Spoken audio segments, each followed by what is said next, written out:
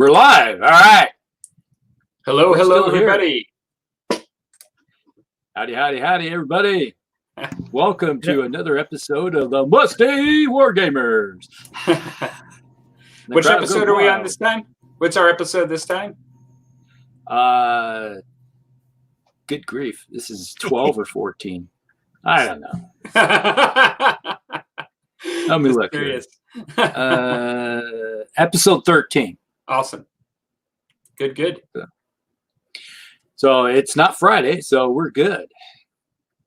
All right, we have Curtis in the house tonight, our adventurous GM from Fritzland, from the Dreamland. Yeah, the Dreamlands. There you go.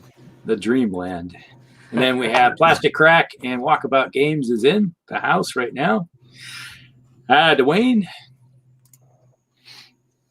And it was like, what's the crack about? Crack. All right. Just trying to figure out what's being said there. So, how's everybody doing tonight? And we got Clark has just popped in. Hello. So, how's everybody doing? Pretty good. Doing excellent. Surviving the quarantine? Oh, dear God. Yeah. Me personally, I'm on year 10 of my self-quarantine, so I'm doing good. It's like when you're semi-retired, you can just do whatever you want. So, hey, I can do whatever I want anytime I want to, as long as I don't leave the house. You've already taken the prerequisites for this course.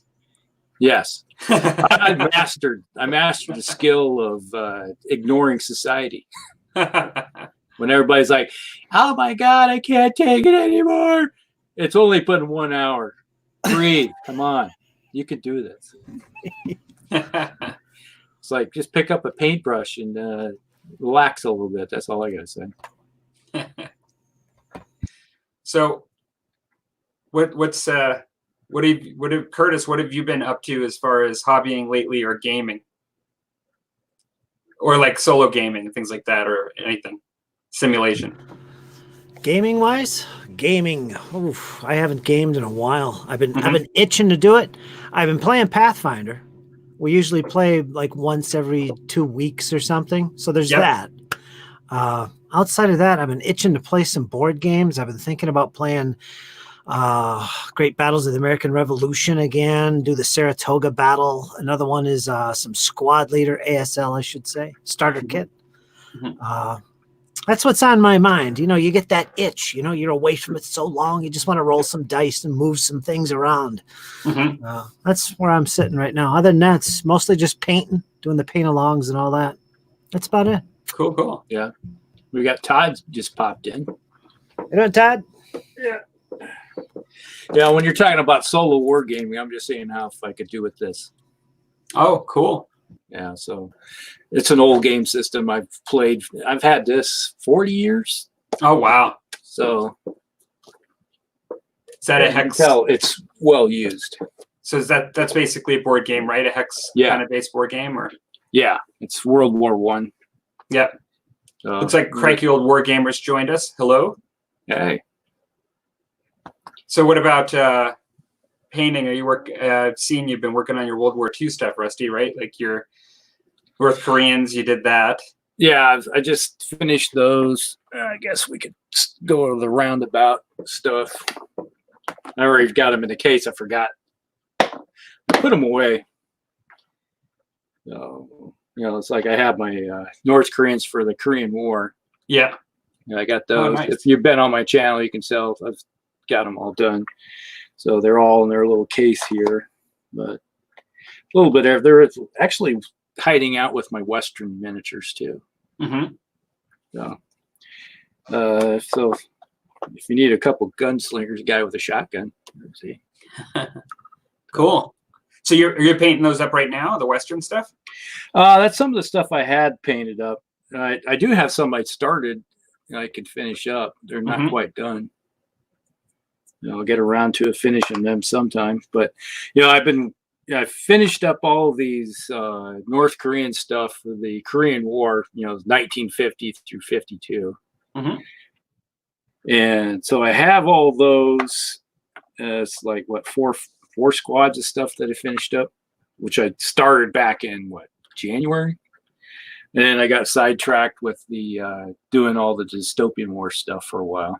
Right. So the masses were screaming and hollering, "I want dystopian war stuff." Okay, you guys are squeaking the wheel too hard, so I need to work on that.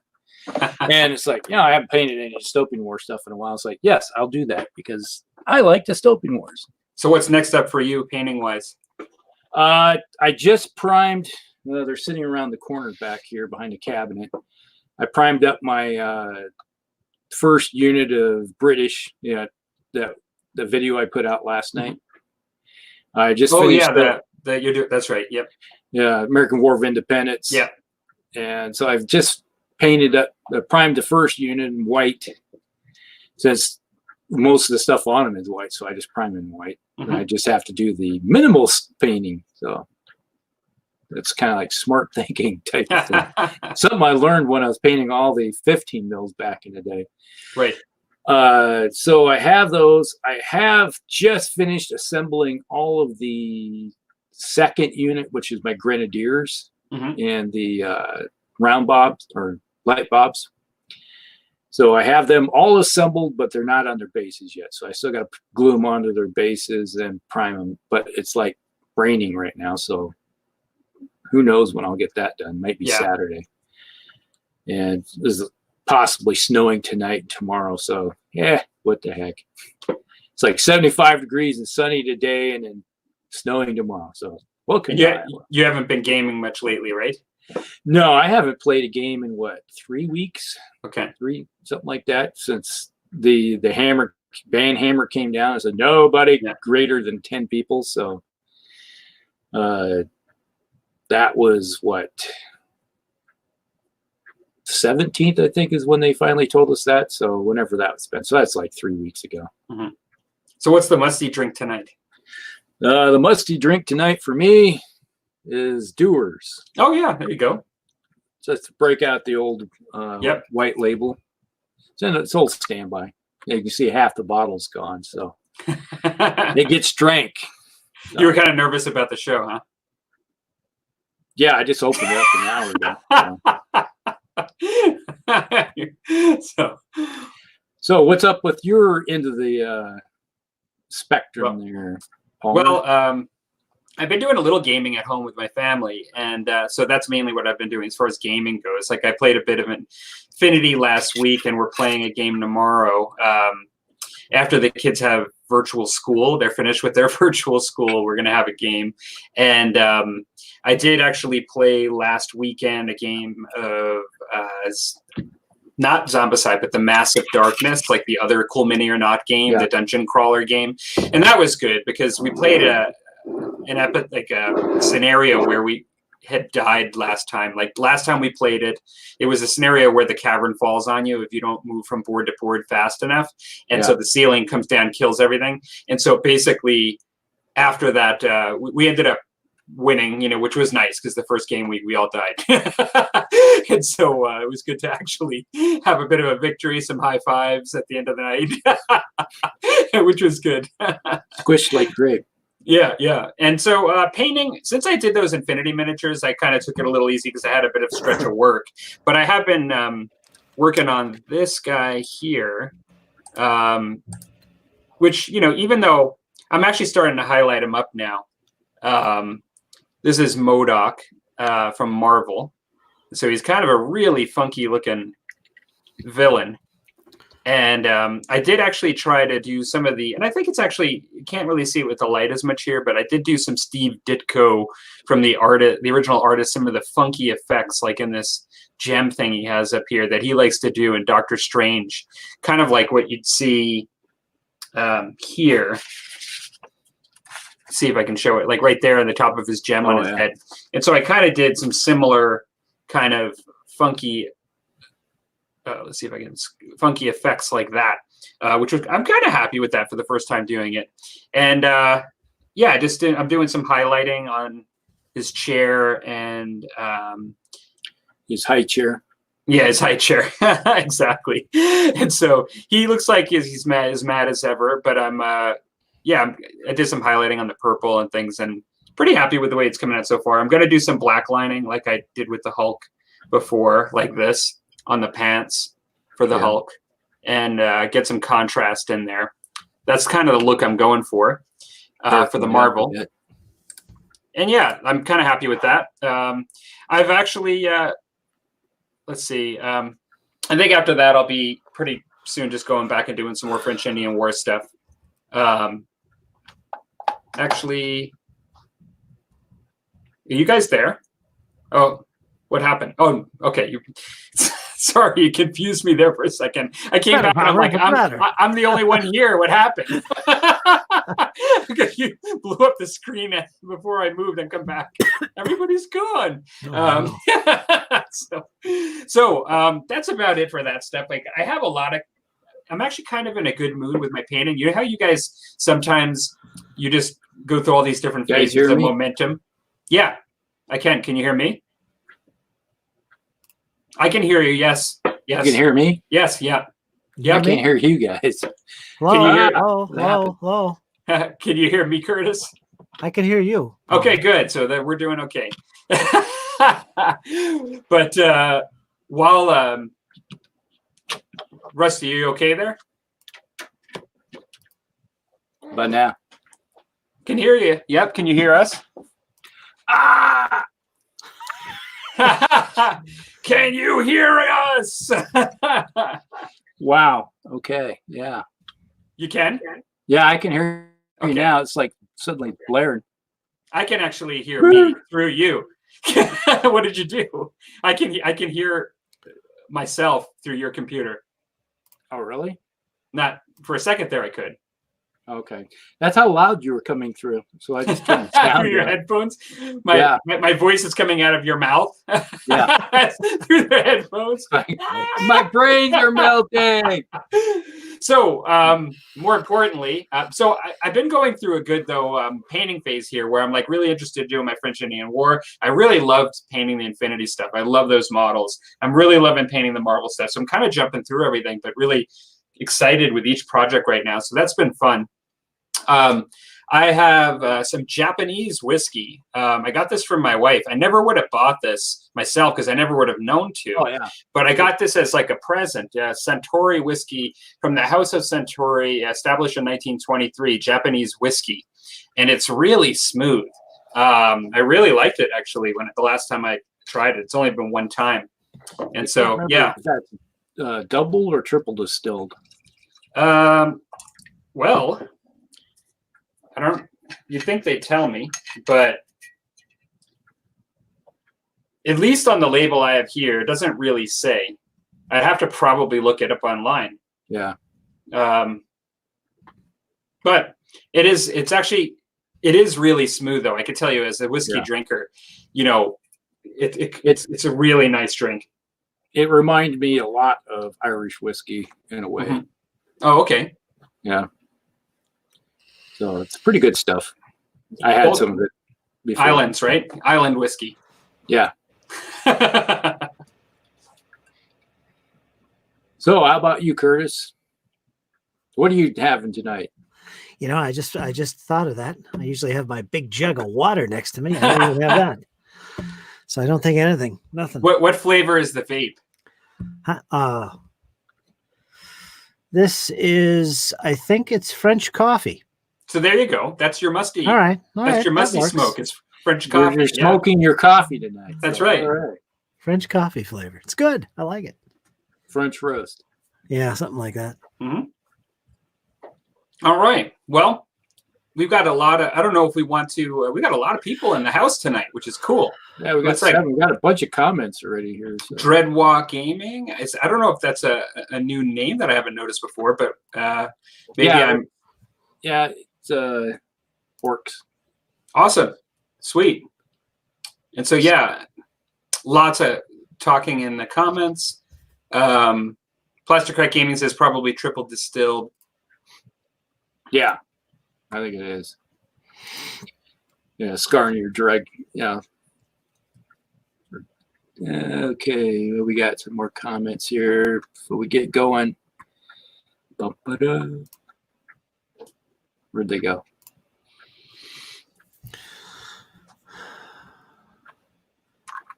Oh, there we go. A big hot cup of water. Big hot cup of water. Yeah, there you go. Typically, that's what it's like. Some tea is like that, big hot cup of water. So, all right. So, I think we. Oh, what was it? Clark had something. Okay. Oh well, I missed it. A lot of talking going on tonight amongst everybody else. Shall we get to the first topic? Yeah, we can do that. All right. Ah, there it is. He's really thirsty. Gosh, that Everclear is smooth. 1 gallon. Yeah, isn't it though? Yikes. Man, So that brings right back all now. the It's coming college back. memories. I used to buy Everclear by the big bottle, and I'd make Kool-Aid when I was in college. And I'd make a gallon of Kool-Aid, and I put Everclear in it. And it's like, well, you drink a lot of Kool-Aid all the time. Oh, yeah. That's why all the ladies, when they come by the dorm room, would always like, can we have some Kool-Aid? Yes, you can. Well, I suppose we'll go with the first topic tonight. So Rusty and we were talking before the show, and I think we're going to do the lead mountain topic first. And kind of what we were looking at is this is a two-parter. I think we'll maybe I'll mention both parts, but we'll start with answering the first part, and that is it seems like could be distilled down to a pretty simple discussion, but I suspect there might be more to it than that. And what is the reason that, whether it be a plastic mountain or a lead mountain, doesn't matter, the medium, resin doesn't matter, but we'll call it the lead mountain. Why do many of us over the years collect such huge piles of miniatures? What do we think the reasons are that we individually sometimes get outpaced in our purchasing versus our painting, or even tantalized by the market? Pressure from other people, multiple games out there, whatever it is, throwing it out there. What do you guys think of the reasons you personally or people you know? Eventually, many of them just develop these monstrous collections, that may or may not be stressful to have. In some cases, people like having them. Some people hate having the lead mountain. Just depends. And then the second part that maybe we'll answer afterwards, after we do some comments and things, is just what do we think are the best strategies to actually get rid of them, the lead mountain? There could be a number of different ways. And also that might even include your attitude about it versus what you actually do to actually get rid of it. And so, as our illustrious returning guest for the evening, Curtis, what are your thoughts on the pileup of miniatures that you see in yourself and those around you and those who you associate with, and how it happens? I think the collecting aspect is a big part of the hobby. Mm-hmm. I think it's part of the hobby. We like to collect things. We collect rules. We collect painting guides. We collect miniatures. I think it's just natural. We just want to get into stuff, and this stuff accumulates. Unfortunately, I think us as human beings, we don't complete the process. It's one thing to have. It's another thing to finish and go all the way and paint the figures and play with them. Mm-hmm. I think this happens to all of us. We like to have. It's our nature as human beings. We want to have. Mm-hmm. It's hard to say. I tried my way of answering this, because I used to be like this, but believe it or not, folks, I'm not a hoarder. I keep pretty disciplined, and I keep from buying stuff, and I stick with what I have. And I suppose we'll talk about that later, but I just think it's natural for us to just collect and have these things. It's nice to have. You never know. The prices might go up next week. Mm-hmm. Yeah. So I don't know. It's hard to say why we do that. Mm-hmm. So what about you, Rusty? What do you think? Well, for me, it's like Todd here. He said a period seems interesting. And I think he kind of nailed it on the head in a way. Was that let's bring this comment back. I Where'd it go? There we go. Period seems interesting, but but when you get into it, it's not what you thought it was. Yeah, that's kind of puts it in a nutshell. In some ways, is that I've gone through a lot of different systems over the years. You buy into it, and it's like, this seems interesting. You start playing it, or you get individuals like, yeah, I'll play it with you, and then when you get around to it, they're like, I don't feel like playing it. We've talked about that before. It's motivation of getting other people into it, but a lot of it is like for me, certain aspects of the hobby is actually collecting nowadays. It's like I think with 40K. Certain armies like my Mechanicum army that's fallen, I think, into the collection. I mind paying some money for that kind of stuff because eventually I just add a little bit here and there, and I'm not breaking the bank. And but some of us, we just we get into this mentality, I have to have it. It's like you get greedy. It's like, my precious, I must have everything, type thing. And it's like, you need to have one army to rule it all. It's like you have to have the one ring. And you get it. I find myself getting into that sometimes. It's like, I got to have everything. I got to have everything. And occasionally it's like you have to do a self-check and go, whoa, okay. It's like, there are times, it's like if you ever looked at my my eBay thing here, where you look at everything I'm watching. There have been times where I have 4 or 5 pages of stuff, and you'd be looking at it and go, "Why am I watching all this stuff?" It's like you look at something, oh, that's cool, add it to the list. Oh, that's cool, add it to the list, and then pretty soon you're like, "Wait a minute, my list is just like." There's no way I could buy all that. We're looking at $2,000-3,000 worth of stuff sitting on your. And just like, hey, it's a box set of this, that's only $150. Yeah, what's the big deal? And then that type of, you get into that mentality. It's like you start wanting this, you wanting that, and then and if you get into some individuals where they have really good jobs, where they don't have to worry about, a wife and a lot of bills or overhead or anything. It's like, I got one of my friends, he still lives with his parents, he's like a little bit older than my own son, who still lives at home for some reason. But it's like, if I got rid of him, he went to the Navy and then he came back. It's like, and it's like right there. Right there. That is, how much you think that costs? The Supergirl? Yeah. What is it made out of again? It's ceramic. Ceramic. Okay. I mean, I just don't, not because I know, but I would say that's probably a couple $100 at least. 500? Yeah, around there. Yeah. And it's like, that's what he does. Is he buys these things. It's like if you went up to his room, he's like, he's got cabinets, like the glass cabinets you get from IKEA, whatever. Yep. He's got cabinets. He's got all these things, all the different stuff, and all these superheroes of DC and Marvel. Yep. So that's what he spends his money on. And you get individuals like that where I, spend their money on it. And I got another friend. He's constantly buying. Right now he's on a Age of Sigmar kick where he's buying tons of Age of Sigmar stuff. He's on, in the last month he's bought his 3rd or 4th army. Mm-hmm.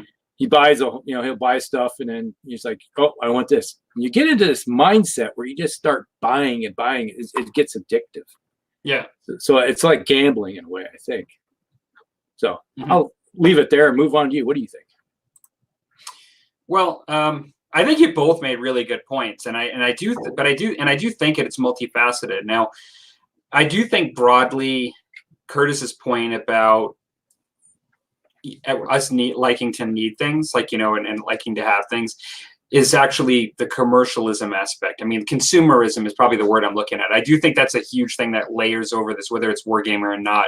People like to buy. I mean, people like to shop. They like to browse. They like to see the latest new things, the eye candy. And it's basically kind of circles in our head. And we just, for sometimes, some folks, I mean, like, it's a distraction. Like, you could just think about this instead of something that you don't want to think about, like related to work or something that's going on. And it's just a nice it makes people feel good, right? Like to buy stuff. And so I think that layers over it to a degree. So you take a field that we like, or an industry, a hobby, and that's going to be our headspace to some degree, is looking at all this stuff constantly, new stuff coming out, and wanting to buy.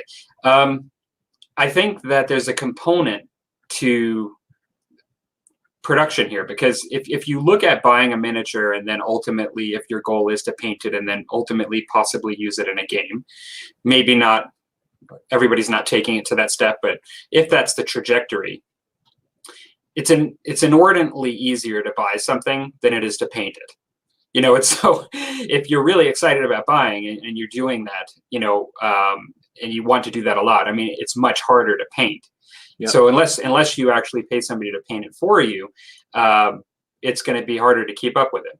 And I think that's one part of it too, is that the sheer time investment in the mathematics of what you have to do to complete that project sides with buying too much because of how long it takes to invest into painting it. So there's a lot out there. There's a lot being shown to us, as you know, a lot of things we like to do, or all of our friends are playing so many different games because of the variety that's out there. And so it's very easy to pick these things up, but it's very hard to require the discipline to actually paint it. And so I think that's part of it. So as well, looks like you put up the comment, iterant hobbyist collecting is part of it. Curtis mentioned that. I think that's totally true as well. I fall into that category to some degree too, because I like the old Hammer stuff. I like the old Citadel stuff, whether it be fantasy or 40K. And so to some degree, I use that for painting projects for the Musty Wargamers. To some degree, I'm planning on hopefully playing, you know, the older rules with them, or new rule sets that are more generic, where you can use any models you want, like Dragon Rampant. And so I like to get those miniatures, and I have a little bit of a metal collection just for that alone. And so collecting is part of it. However, you know, I think that's interesting. I mean, a lot of times, even folks that like to collect, at the end of the day, they turn around and they see they have a wall of like little things in boxes you can't see. And then I think people even that like to collect can get frustrated at times when things pile up too much if they were ever intending on doing something with them. So I think that's a difficult part of it. I think for me, I do look at my hobby as a bit of a psychological experiment at times. There are times when I look at stuff, and if I see something on my shelf that I bought, and then a year or two later I look at it and I feel like I have no intention on ever doing anything with it, or I don't have the love that I had before, I view it a little bit as a personal failure in my decisions to invest in my hobby a little bit. Now, whether that's right or wrong, you can argue either way, but I kind of do at times. If I look at my shelf and I see there's like 50 miniatures there for something, like some sort of thing, and I don't even want to do it, that I look at that and I'm like, you know, that was a waste. But on the other hand, if I actually see a project, and I have a number of them, my AD&D battle systems, my Twilight, I mention these a lot, World of Twilight, there are certain projects I have that I look to and I'm like, I really can't wait to do that. And that I don't view as a failure. I view it as an opportunity, and that I made the right decision, that it's something I really want to do. And I use them as ways to not buy other things. So when I'm ready to buy something else, I sometimes will try to use that as a point and say, well, I still have that to do. Do I really want to do this more than that?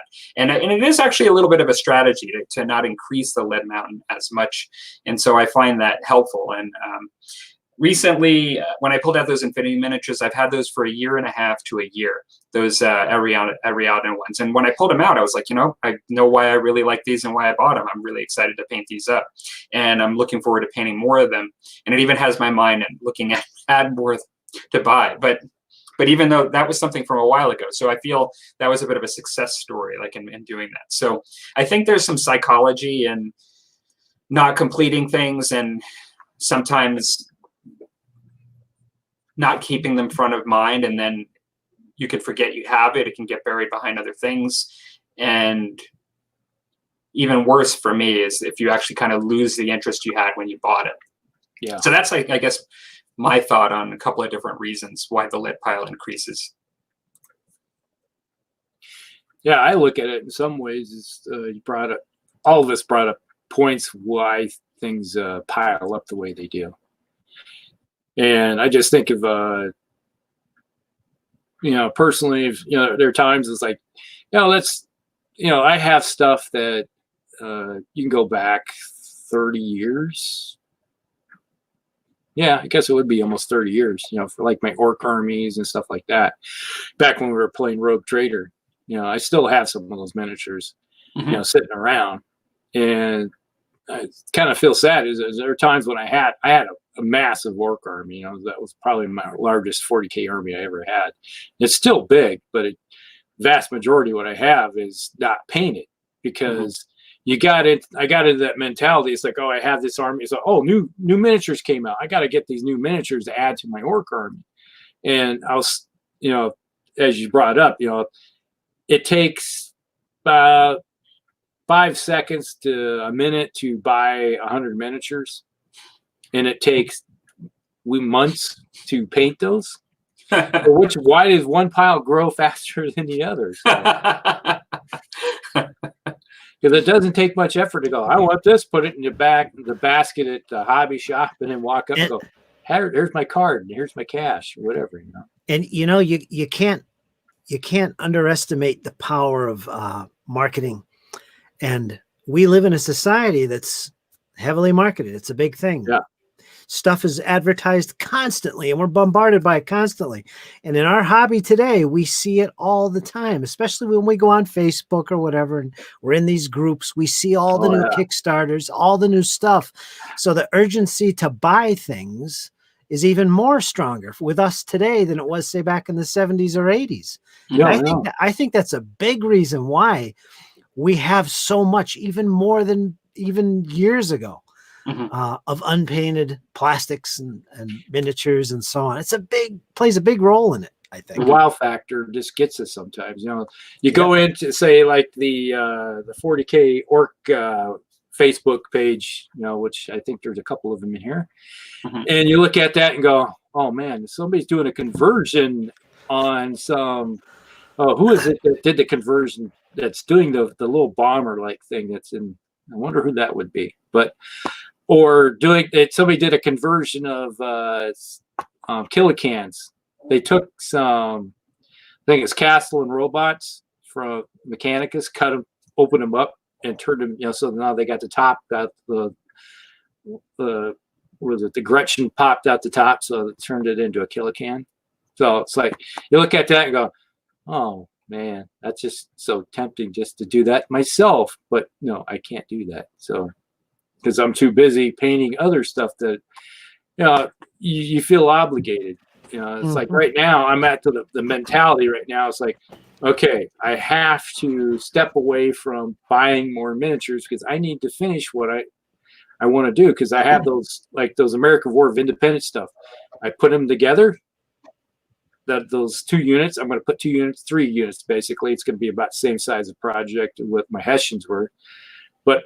That is what I'm going to work on until May rolls around for another project that is in the works, which, Homer and I know that's coming up. But yeah, well, and there's 2 other things that there's so many parts to this, but 2 of them came to mind just as we were talking. I mean, the collecting kind of goes hand in hand with this, but completionism, which isn't exactly the same thing as collecting, because you can be not a collector, but you could be a completionist in the things you decide to buy. And so sometimes you need to justify, like, anything you decide to kind of dip your toe in.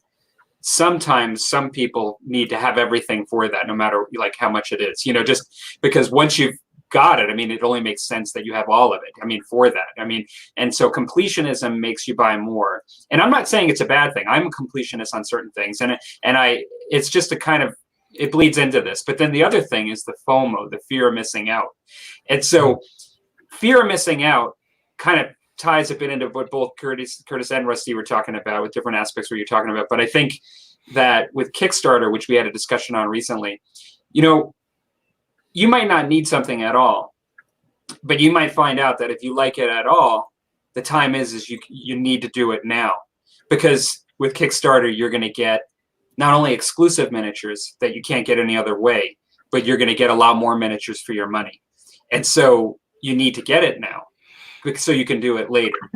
But then the problem is, like we were saying, you're going to get bombarded with so many of those Kickstarters that they pile up a lot quicker than your ability to ever do anything with them. Yeah. And so I play Massive Darkness, and I kind of set out to maybe paint all of them. I was thinking I'd paint all of them. I'm kind of coming to the realization I'm likely not going to paint any of them. I'm likely just going to play the game and not paint them and just paint my... I have enough hard time keeping up with my war game stuff with like my metal miniatures, like my stuff that I want to paint. I could paint those at one point, but I've not painted any of my Zombicide or any of my Massive Darkness stuff. And it's a lot of miniatures, right? It's a lot. And I can buy them a lot faster than I can paint them, like we were saying. And so I think the fear of missing out, knowing that if I want this, I have to do it now, contributes to this too. Have you ever seen that commercial? It's the Rice Krispie bars where they have the box saying there was only one Rice Krispie packet in the box, right? That's on the counter by the cash register. And somebody walks in and goes, oh, I gotta get that. That's the last one. And they go like, they buy it and they run out the door and they go, chow down on it. And the guy reaches under the counter and goes, puts another one. Puts another one right in their place. The next person goes like, oh, there's only one left. I gotta buy it. So it's like I feel that there are times that we are those people that are walking up to the, it's like I'm guilty of it. Is that not too long ago? Was it 2 weeks ago or 3 weeks? Was it 3 weeks ago? When yeah, it had to be because we had our last show and I was talking about what I picked up was the Age of Magic stuff, right? And they had a sale going on. And it's like, sale. I must get the stuff, So I picked some stuff up to go with the Age of Magic, for Saga. And I was like, I had a whole bunch of miniatures there of different kinds of stuff. And I was like, looking at it, I put a bunch of stuff back. Yeah. Because I was like, when am I going to paint this? It's like, it's on sale, but when am I going to get around to painting this stuff? Yeah, it's going to be a year or two down the road, and it'll end up in the box of tubs of shame, I should say, the tubs of shame. And Wargaming with Gary. I don't know if you watch his channel. A couple weeks ago he did a video of his mountain of shame, basically, and it's like, this. I need to do a video and bring on all the stuff I haven't painted yet and put it out on my table behind me and do a video of all of it. And it was like the other day I was going through it and I go, you know what? I should probably not do that. It's just demoralizing. So, well, it's funny because, to some degree it can be demoralizing, and to some degree it can be a collecting that it's nice. Like Curtis was saying in the beginning, I really think both can apply. Like when I look at my Old Hammer miniatures, it's not demoralizing, but when I actually see stuff that I didn't even know was there, there we go. Cut his head off. Right I used to do this, Curtis, right? Just kind of rest on top of it. There we go. That's his problem. He's on the bottom anyway. But when I find stuff that I didn't even know I had anymore and that I'm not necessarily looking forward into painting at the moment, that's when it's a little demoralizing for me. And that's just personally, because I don't like to waste, and I see as kind of a waste. I mean, you can sell it, but then if you sell it for like, let's say 50% off or whatever it is that you sell it for, that's like a shiv to my gut. I mean, like I hate losing I hate losing that money that I'd spent before. To me, it's like, even though it's not money now, like it's a psychology thing. I hate any idea of loss like that. To me, that's like gambling. Yeah, it's like, to me, that'd be like gambling, going into the casino and throwing down $100, and 10 minutes later you're walking out with nothing, and all you got for sure. Wasn't that fun? No. Not at all. Not fun at all. I'd rather, it's like I'd have more fun burning it, and at least I got something out of it. But, going to jail and everything, like, yeah. So yeah, it's one of those things where you just feel like you feel like you're just are we transitioning into the other aspect of it then, or but as far as how to reduce it? Yeah. Well, Yeah, no, absolutely. But we could all, I don't know if you want to take a look at the comments. We have a large, I don't even know if you can get to all of them, but we have definitely a large amount of people tonight. Let me just start catch up here a little bit. Which is awesome. Where'd it go? There it goes. Must have double clicked. Mulling into orcs, it's like, okay, it's like the heavy, if you're into conversions and stuff, it's like, does a lot of conversions, is if you're into conversions, you're buying extra kits just to cut the pieces so you can turn into something else. Well, that's the wonderful thing about, being an orc player, is that back when it was like in Games Workshop say, buy as much as you want and convert it. That's great. That was the wonderful thing about it. They were enticing you to go buy stuff and other kits from like Space Marine stuff and hack it to pieces and turn it into something awesome. Mm-hmm. So, that's one thing you can do about it. So, okay.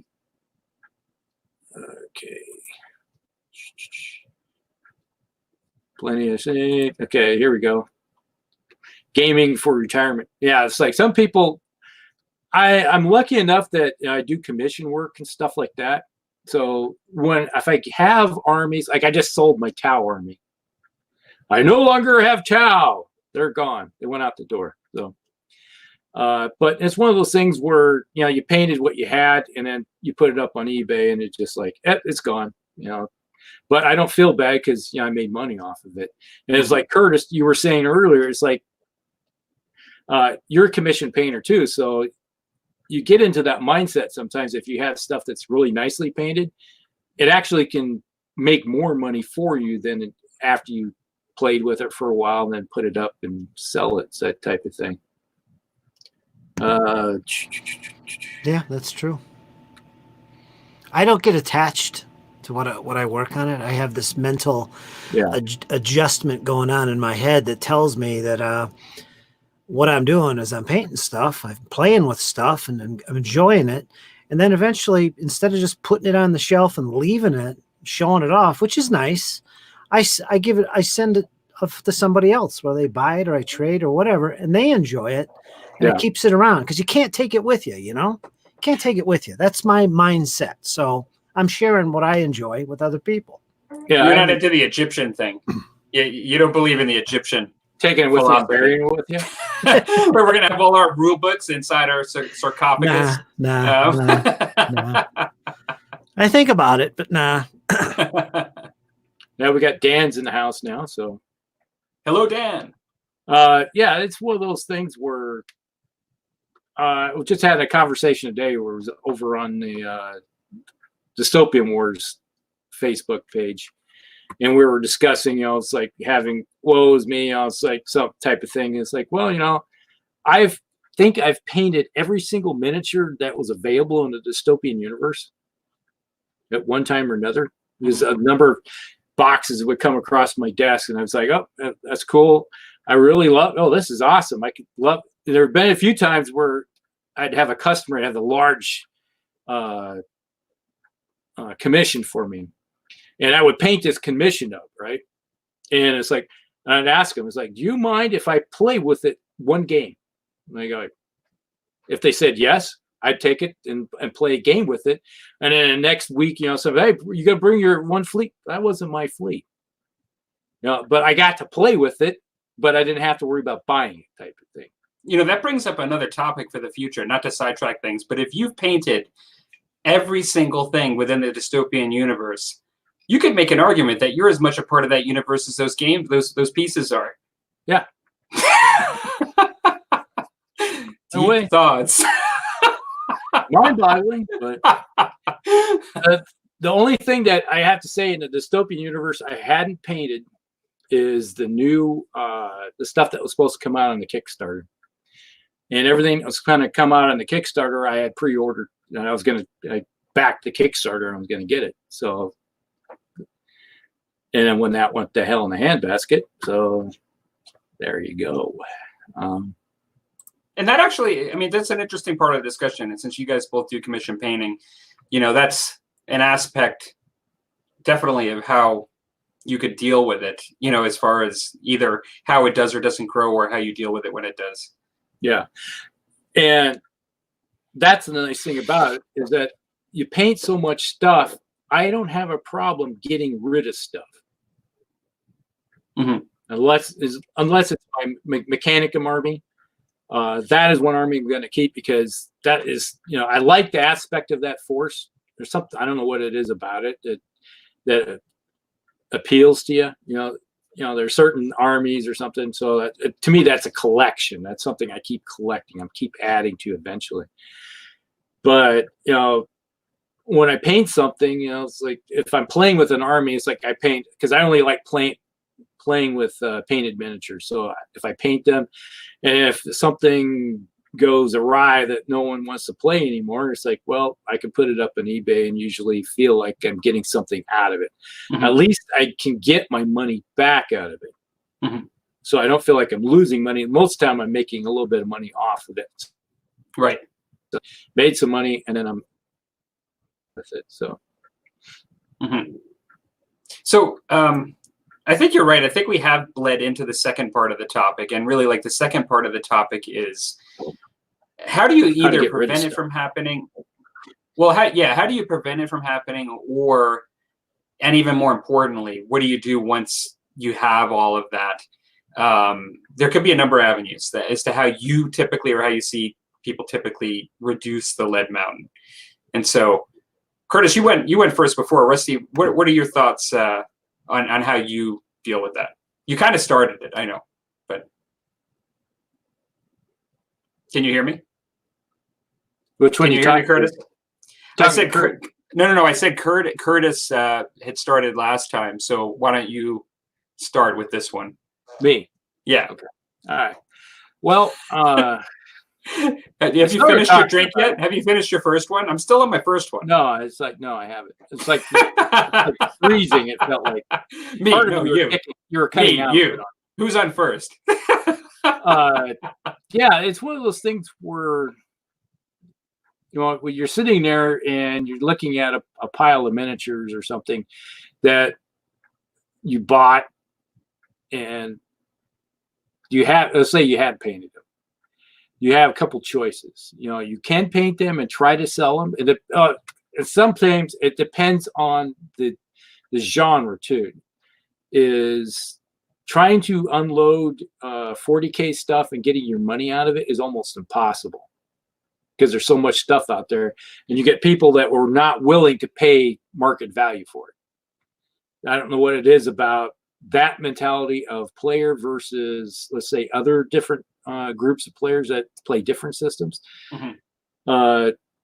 Some people value something that is well painted. It's like, yeah, it's like, we can tell that you painted that and it looks nice. Okay, it disappears almost instantly.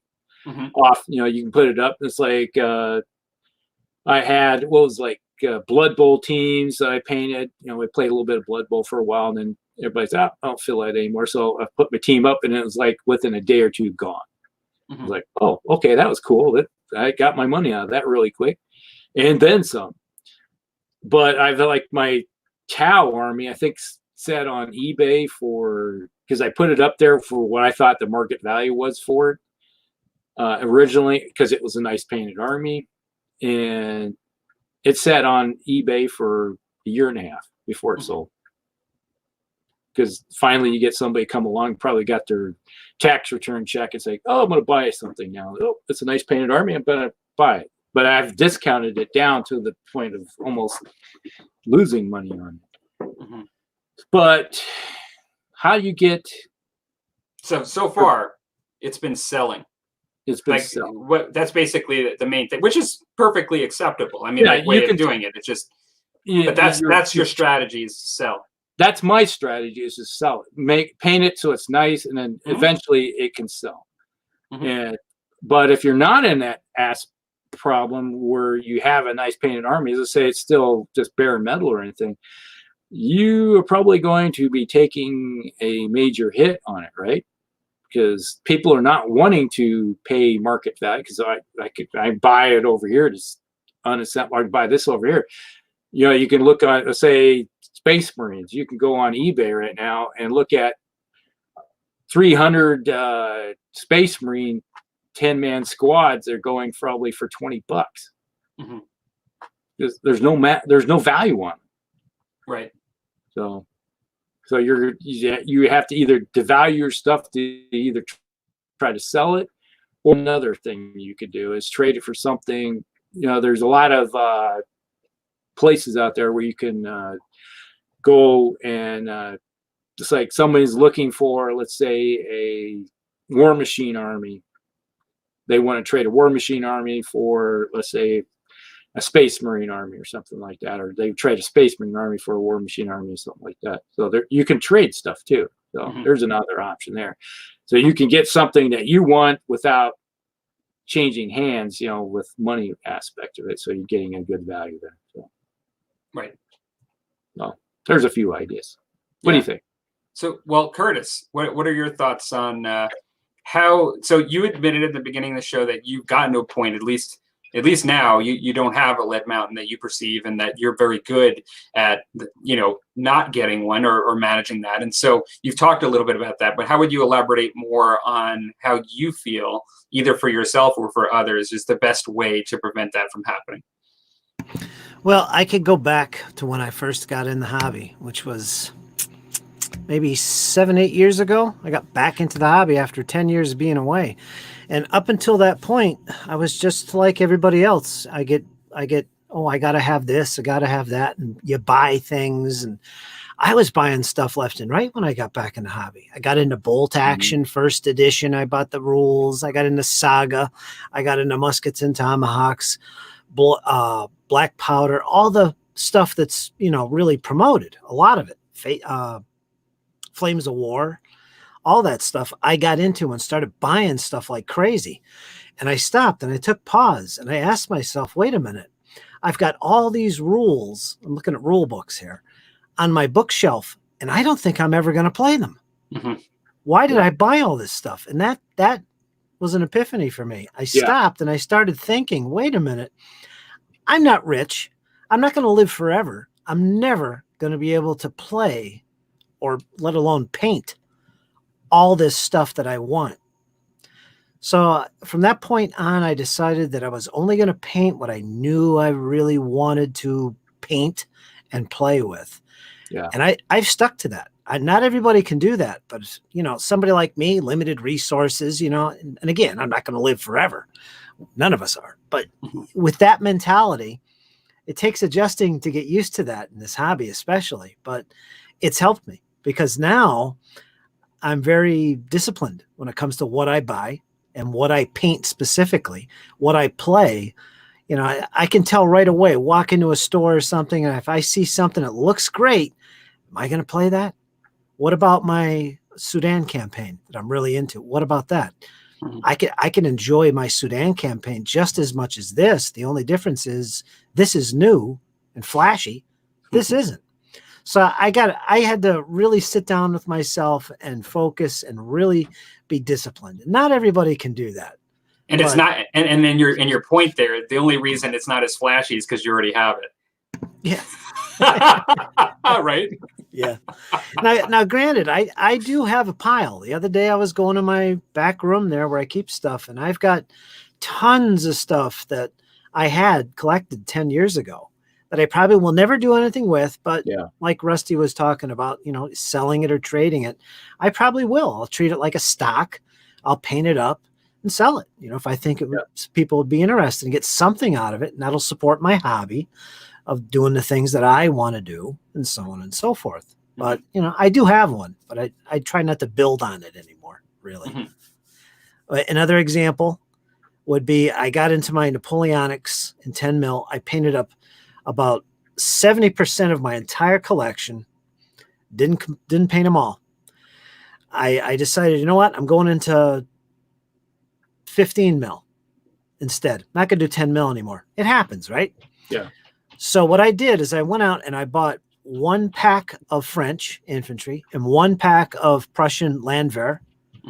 And that was it. Even though I know I'm going to need lots more in the future because I'm doing the Denevitz battle, right? But I only bought 2 packs of miniatures. I could have got more, but I didn't. And I said to myself, I'm only going to buy what I need. I'm going to paint these up first and get the ball rolling.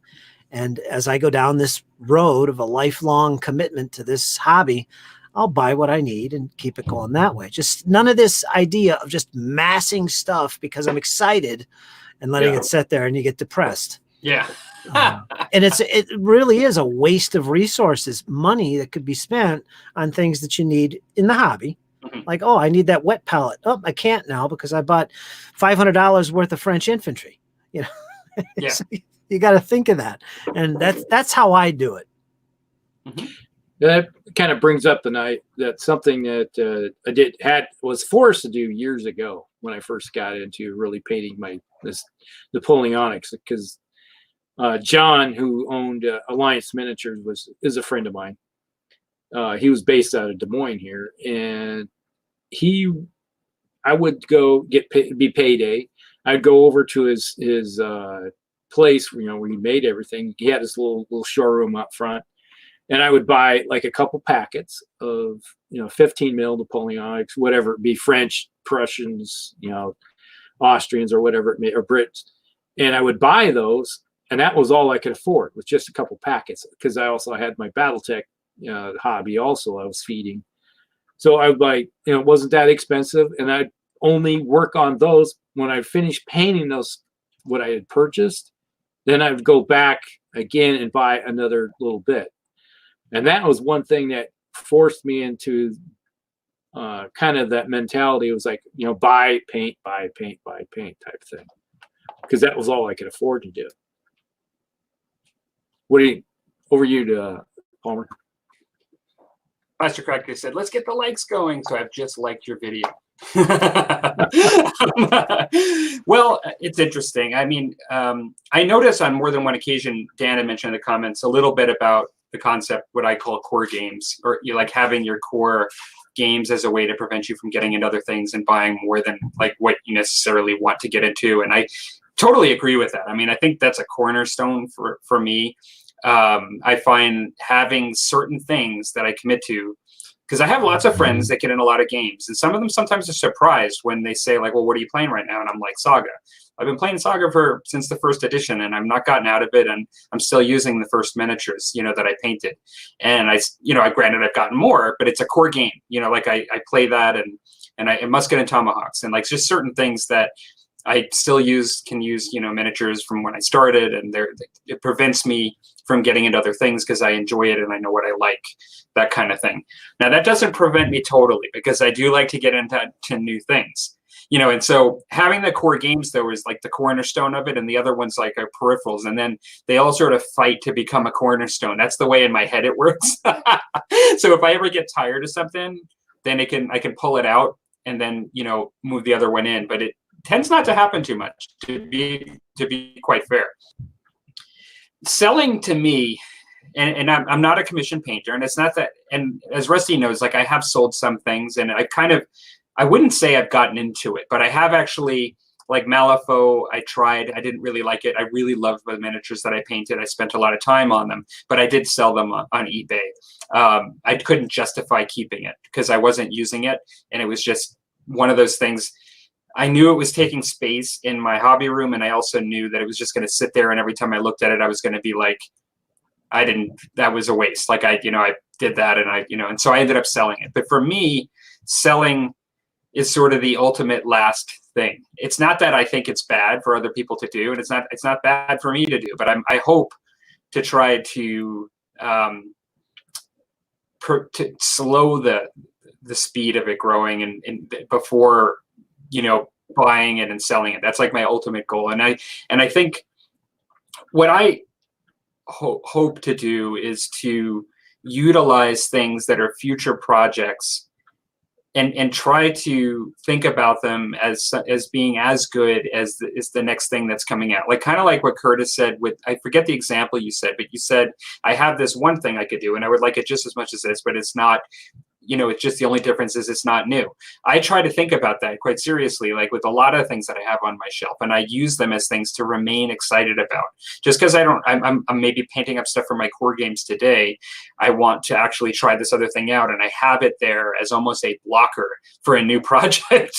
And I try to do that. I try to remain excited. Now, I have thought about this at times, but if you ever imagine that everything you own for wargaming disappeared. Okay, like you got rid of all of it. Let's say, like, it was mentioned getting out of the hobby or something, and then but the only choice you had was to play a particular game. Like, you were going to come back and your friends were going to play, but there was only one choice, and it was something you don't even play right now. For me, I thought, like, I could be really happy. I've never played Flames of War. I've never played 15 mil World War II. If I was forced to get rid of everything that I had, and if all of a sudden the only option was to actually play Flames of War, I actually think I probably really enjoy myself.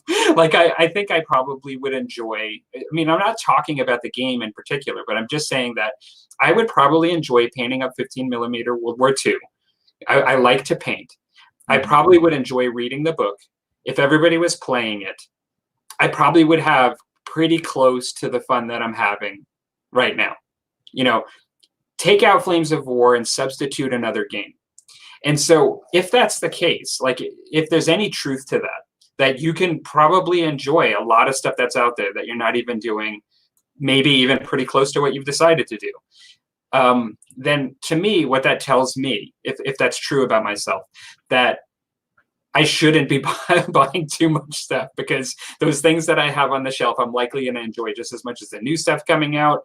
Like, there's lots of stuff that makes us happy. And there's probably more stuff out there that will make us happy than we have ever the time to do or the money to buy. And so for me, it's interesting. Like, I realize that's not a solution to get rid of the lead mountain, but it's sort of like that psychological perspective on purchasing things, to kind of reduce its pile up.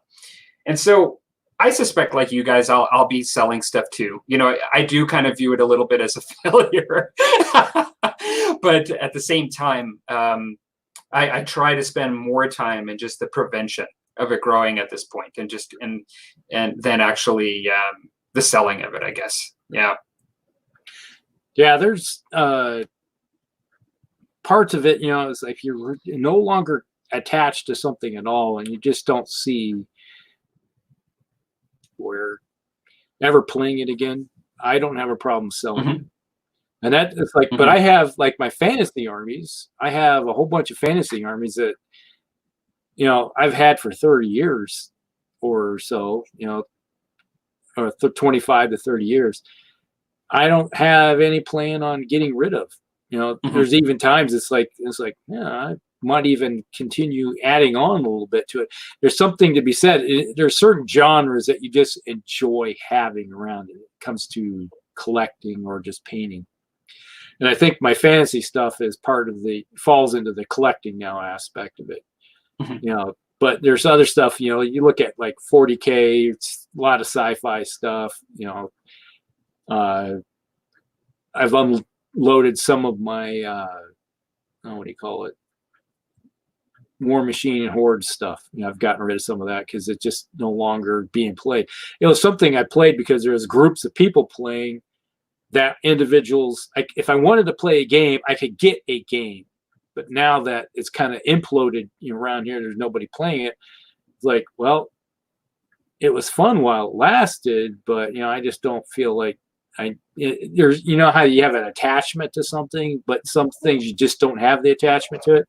The only reason you have the stuff is because people are playing. Yeah. And there's that aspect of that you just don't feel like doing anymore. And so I guess to be honest with it's like the guys have brought up some interesting parts of it, where over the years, there's some regrets that I had. Just like, when I started selling off I sold off all of my Napoleonic, all my American Civil War miniatures. I had them all in 15 mil. I had thousands of them. And it's like, well, everybody literally is dying off that I used to play with. Because they were in their late 60s and 70s when I started playing with these guys. Some were in their 50s, some were in their 60s, and then as they moved on, it's like they literally moved on. They're no longer with us anymore. And it's like, I don't have anybody to play with anymore. So I just like, okay, what do I do with all this stuff? It's just sitting there. So I sold it off, and it's like it's one of those things where there's still people that love 15 mil historicals. So they sold pretty good. They went off like hotcakes type of thing. Yeah. So that is part of it. It's like if you still have something that you're playing or you want to get rid of, you can sell it pretty quickly. So there's other things that you just have to rationalize now. It's like there's every day. I'll just take a quick look here. I'm going to look at my eBay.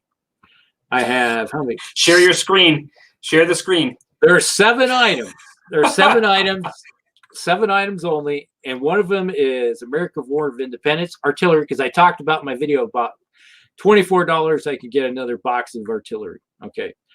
Everything else of the 7, one is the Last of the Mohicans DVD, actually Blu-ray, What? director's cut. So What? You I'm selling looking that? to buy.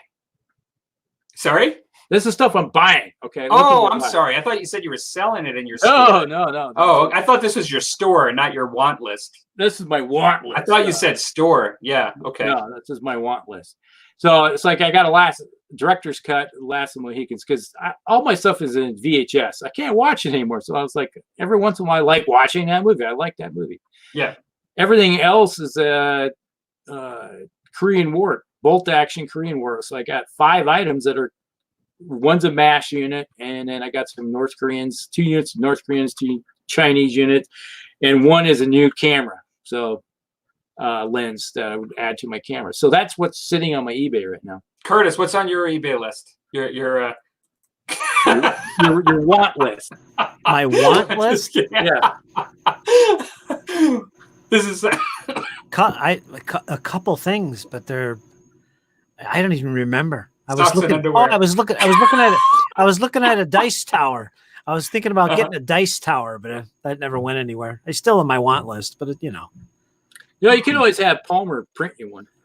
Yeah, he couldn't he? Or you could be like my friend Ray, who went out and bought a birdhouse and and lifted pried the top off, put a hinge on it, so you lift it up, throw the stuff, and then it goes right out the hole. So turn a birdhouse into a dice tower. That's pretty smart. Yeah, one less habitat out there in the wild. Yeah, it costs them like $3, So. Birds are on the window, like, damn it. Hey, that's what we were gonna move into that, man. What's up with that? The horror. Yeah, God. And they throw in their eggs and they just rattle down to the bottom. These barbarians. So speaking of the horror, what do you think? You think that we'll do some comments and then go on to the next one, or let me roll through all the comments here. I haven't got through all the comments. It's a tough choice. Some of the stuff you can never get back. It's like, I regret getting rid of my old Rogue Trader orcs. I had everything I sold of all my orc army was probably 90% of it was all Rogue Trader stuff. And that's one thing I do miss is, because now you were collecting all those Rogue Trader stuff to paint for the painting challenges. Like, I had those. And you realize there's guys like Palmer that are like paying top dollar for stuff that's like 4 times the amount of what it was worth back then. Yeah. It's like when I sold all that stuff about it'd be 12 years ago is when I started selling that stuff off. And it was not getting any money for it. So yeah.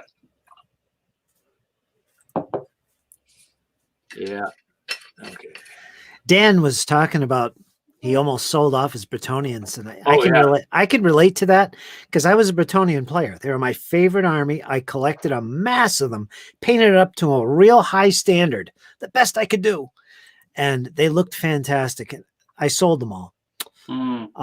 But I did have him. So when I see him and he posts his pictures of his display with his Bretonians and knights, and he's got little narrative going when he posts the pictures, it makes me kind of reminisce. And it's probably the only time I feel bad I got rid of them. But and not to make you feel any worse, but they're probably one of the hardest armies to get back into as far as price. Like they actually command probably. I don't know if Dan agrees or disagrees, but I'm of the impression that, like when I've looked into them, that they're some of the hardest to buy. That the prices are. There's a lot of people that like them, and so they were the Porsche or the Mercedes of the fantasy armies. Yeah, that's why I like Because hardly anybody bought them because they were expensive. Because it was a cav army, yeah, for the most part, and people didn't want to spend the money for the cav because you could only buy them in packs of 1 or 2. Mm-hmm. So it took a lot of money to do it. So hardly anybody bought them.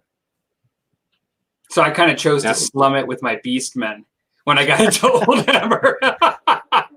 yeah. Whatever image you draw up with that is fine, but yeah, it's like Dan says, it's kind of hard not to get distracted by the new shiny thing. We're like goldfish, shiny thing, Yeah. and that's a sad thing. Okay, oh, we had up to 10 viewers and oh wow, we're rolling tonight. Pretty soon there's gonna be a coronavirus alert on our error. Hey, break this up. That's too many people. Get back home. Get out of here. Oh yeah, here we go. I just said goldfish syndrome. There you go. Yeah, I just said it. Yep. Okay, are we caught up yet? I think no, I haven't caught up yet. There's a few more here.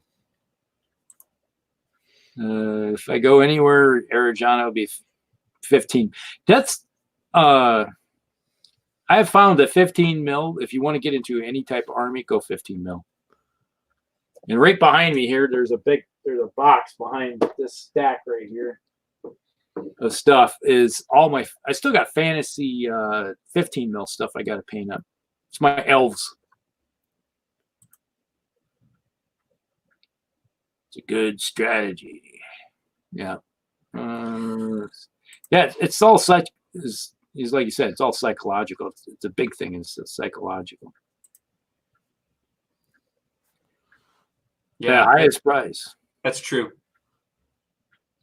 And this is like a throwdown here. Keep your. Yeah, there's something. It's like eventually when you get your Bretonians done, I'll probably dig out my dwarf army or something of that nature and throw it down, or maybe my undead. Cool.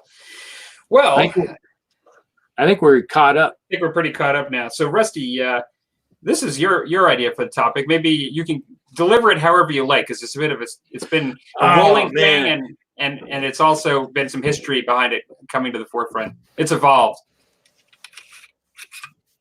There you go.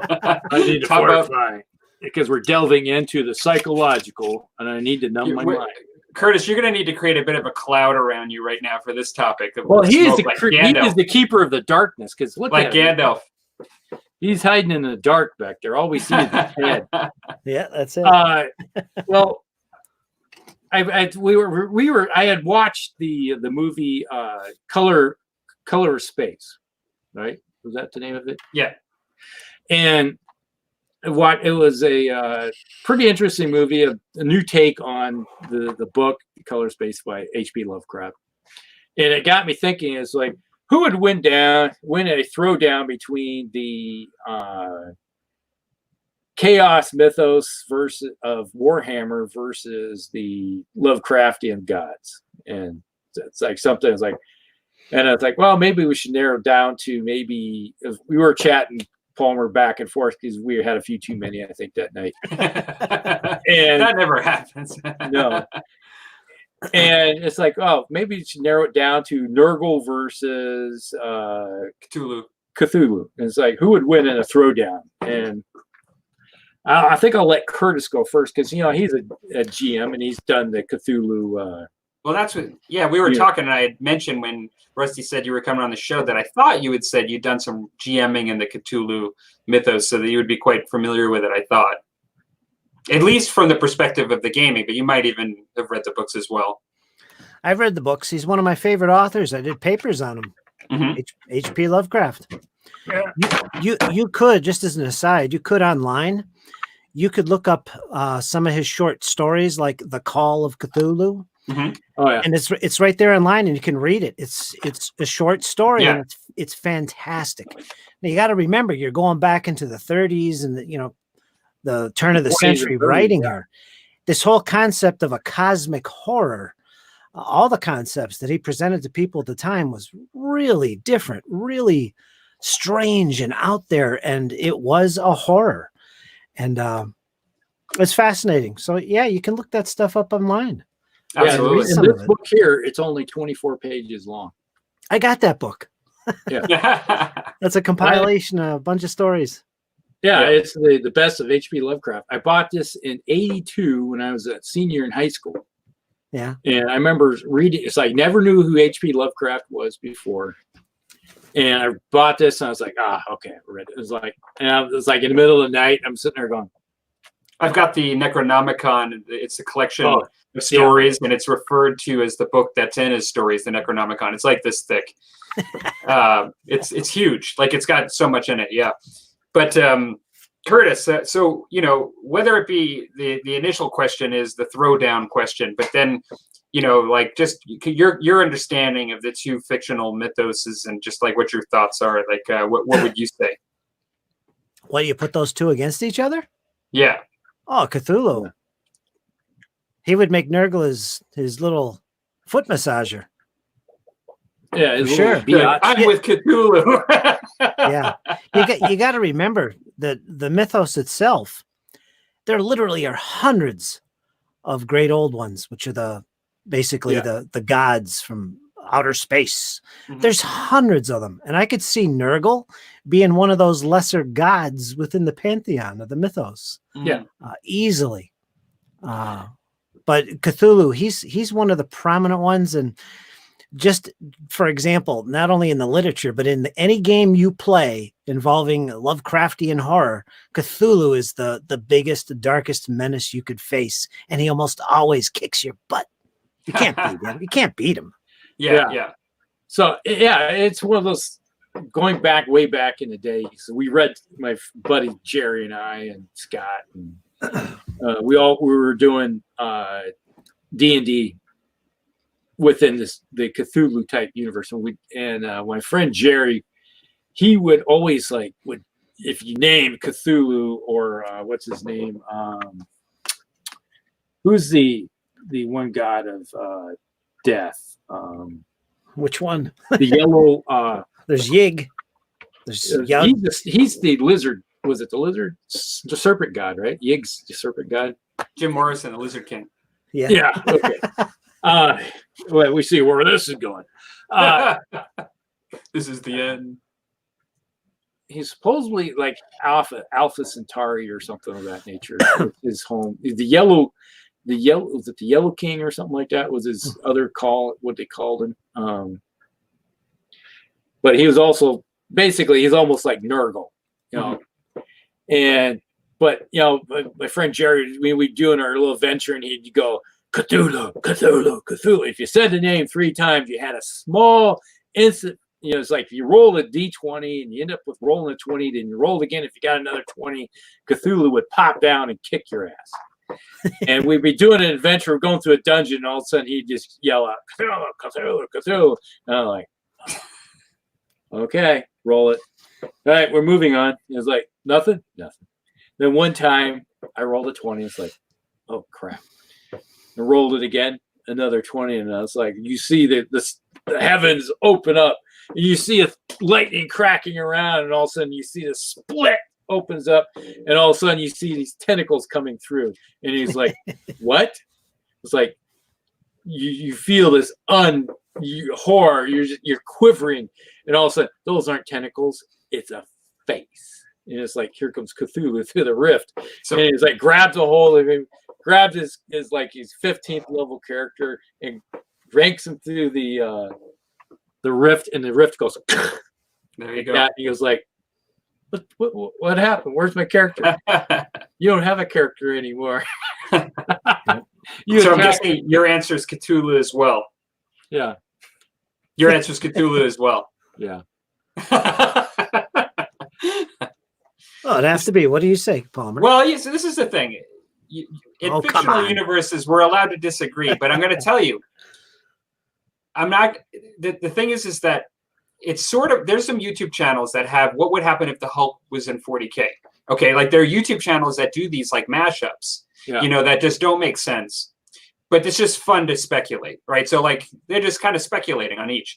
Now, when we're comparing whether Nurgle would win versus Cthulhu, we're not comparing which universe is better. Because if you ask me whether a bunch of gamers in the 1980s, when they tried to create a like a tabletop game, created a better mythos than H.P. Lovecraft did in the 30s with all of his books, there's no contest. You know, like there's absolutely no contest in the level of the universe created in Warhammer versus the Lovecraftian horror and the books. And so I would never argue that, you know, that like the fiction and the depth to the Warhammer game competes with Lovecraft. Like I would never do that. Having said that, if we take what each purports each to be on their own merits, Nurgle, Khorne, Slaanesh, and Tzeentch are like almost like primordial forces throughout the whole universe. Okay, so really Nurgle is the god of pestilence. So all decay and all decay in the entire universe is controlled by him. And he is battling other primordial forces of a magnitude that just outstretches to the entire universe. He's not one being, although there's Grandfather Nurgle, you know, it's beyond that, you know, like, and it's very big. Now that doesn't mean it's good writing or like, you know, I'm not saying that it's as good as Cthulhu, you know, as far as or Lovecraft as the work, but now I can't really go toe to toe to a level of depth, you know, like, but what I don't perceive in what I've read, like I love cosmic horror. I love cosmic horror movies that are very influenced by Lovecraft. I absolutely love that stuff.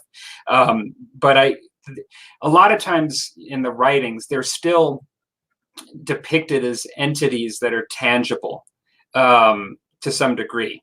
And they're mysterious, and that's a big part of the horror. And it's very delivered in almost a relatable way, like, you know, in the story, and, you know, like to create this real sense of dread. And Cthulhu, as I understand it, his physical manifestation may not be the only aspect to him, you know, like in the stories. Like I think in some ways, the great old ones, when they're like in a being form on a planet, there's something more to it. Like I don't think they're all encompassing just within that flesh, perhaps. But I didn't get an impression that the great old ones or like a lot of the alien, because a lot of them are almost like aliens too. Like, you know, like some of the out of this world, you know, kind of things. I didn't get a sense that they're as godlike in the way we think of omniscience, you know, or ever presence throughout space and time. And so that's where I may be wrong, but my perception is that that's where a big difference is. So if you ask me whether like Tzeentch, the god of change, is, you know, he's basically determining the future and like playing with the fabric of the universe. And so when you ask me whether a character like that, who would win that versus something that is, you know, extremely powerful, but like within and I'm geeking out here, you know, obviously, but extremely powerful, but within like a form, you know, that takes a presence that the human eye can see, you know. I think of it that way. And I think, no, I'd probably say that the way they crafted the Warhammer gods, they meant them to be different and a little bit more all-encompassing. Having said that, I prefer like the mythos, you know, like I definitely have Lovecraft much more. So I like to say that when they designed and started writing up the gods for the Warhammer pantheon, they stole them directly from Lovecraft. Mm-hmm. Because the similarities are so, it's like, okay, you look at what this god kind of does over in the Lovecraftian, it's like, oh, that's Tzeentch. You know, it's mm-hmm. like, I took a few notes here when I was going through it this week. I was doing lots of research, and I realized that the Lovecraftian pantheos is like, there's no way I can even remember any of this. There's like, 50 different gods of different levels, you know. And then you have what the heck is his name? Azeroth or something like that, the blind idiot god, who's the overall god that is the all-encompassing one that runs the entire Lovecraftian one. Would basically, if he ever decided to take a notice of, let's say, the gods of chaos, he just go like grape, that'd be it. That type of thing. That's on the power level that he has when it comes to. But they call him the blind idiot guy because he doesn't even pay attention. Oh, you're a god, but you don't even pay attention to what's going on. Well, I'd have to disagree on the premise that my dad is stronger than your dad. No, but that is interesting because I don't know enough. Like maybe there's an aspect to it, like there is an omniscience and a larger aspect to it that I'm not aware of within the writing.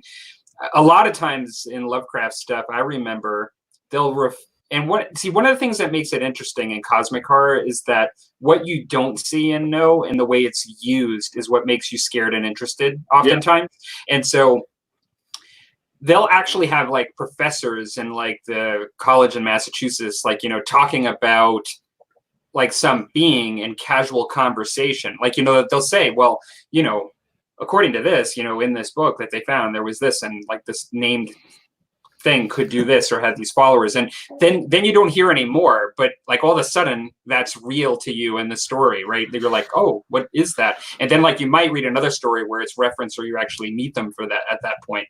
But it's just interesting because it's a lot of times it's the things you don't know, and it's the information you get, but only so much of, that makes it quite interesting, and that.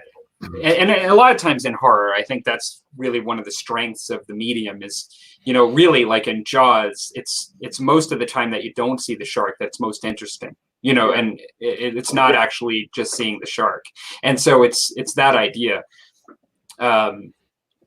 So, but I don't have a familiarity with the whole pantheon, and I couldn't say, yeah, for sure. Whose dad is tougher? When I was looking at, familiar, different types of things, I look at what's his name, Neothrop or something like Neotope, however you pronounce that name, is one of the gods of the one of the great old ones, I guess we would call him, or the outer gods. I guess he's an outer god because you had the great old ones were like here, and the outside them higher even level ones that created the great old ones. Cthulhu is a great old one, but he is kind of one of them, right? He's one of them, as I understand it. There's like 50 of them. Yeah, and he's one of them. He is like Cthulhu is like the high priest of the great old ones. Okay, so he's like the intercessory between the outer gods and then the other gods, and then you have the cultists, as you want to call them. Is like both, in both pantheons, you got cultists, which would use cultists to call upon the gods and try to curry favor. And then obviously in both of them, if you curry the favor of a god, it's not necessarily good for you. You think you're going to get rewarded, but let's say on the Warhammer side, it's like you curry Nurgle. It's like, oh, I earned Nurgle's favor. It's like I'm immune to disease and all this, but now you are a disease and you're rotting flesh and you're falling apart type of thing, right? Mm-hmm. And it's like on the other side, it's like most of the gods of the Lovecraftian ambivalent, they don't care. They just like doing their own thing. Is like, oh, I'm getting some extra power today because this group of cultists over here are worshiping me and trying to call me. Oh, it attracted my attention. I'm going to go over here and see what's going on. I'm sorry. I accidentally blew all your minds away because when I showed up to say hello, it's like, hey, followers, I'm here. And then they actually look upon you and they go, their brains blow up type thing. Yep, exactly. You got to keep in mind that the great old ones, they're cosmic beings that live and dwell, in essence, in another dimension. Yeah, that's really where they reside. Their physical manifestations exist on a material plane. Like, for instance, Cthulhu. He's usually this big, giant octopus type of being, right? And like most of the great old ones, they're usually entombed somewhere in a kind of like in a stasis. like they're dead. Yeah. Maybe it's, you know, in a volcano. Maybe it's like Cthulhu at the bottom of the ocean, that kind of thing. Their physical manifestations are there. But the thing is that what makes them so powerful as entities is the fact that they're other dimensional beings. And when you look at the mythos for Warhammer, these are physical beings. No, actually, that's not true. They're actually multidimensional as well in Warhammer. And so they probably took that from, like, you know, because I don't think the depth of the story is as much as Lovecraft, but they actually are also multi-dimensional in the way they've talked about of course. You know, yeah. You know why? Because they're pulling from the Lovecraftian mythos. Yeah, they are. Well, and I do believe that this is a gaming company that created this, right? So it's not. Yes. It's not. It doesn't have the depth.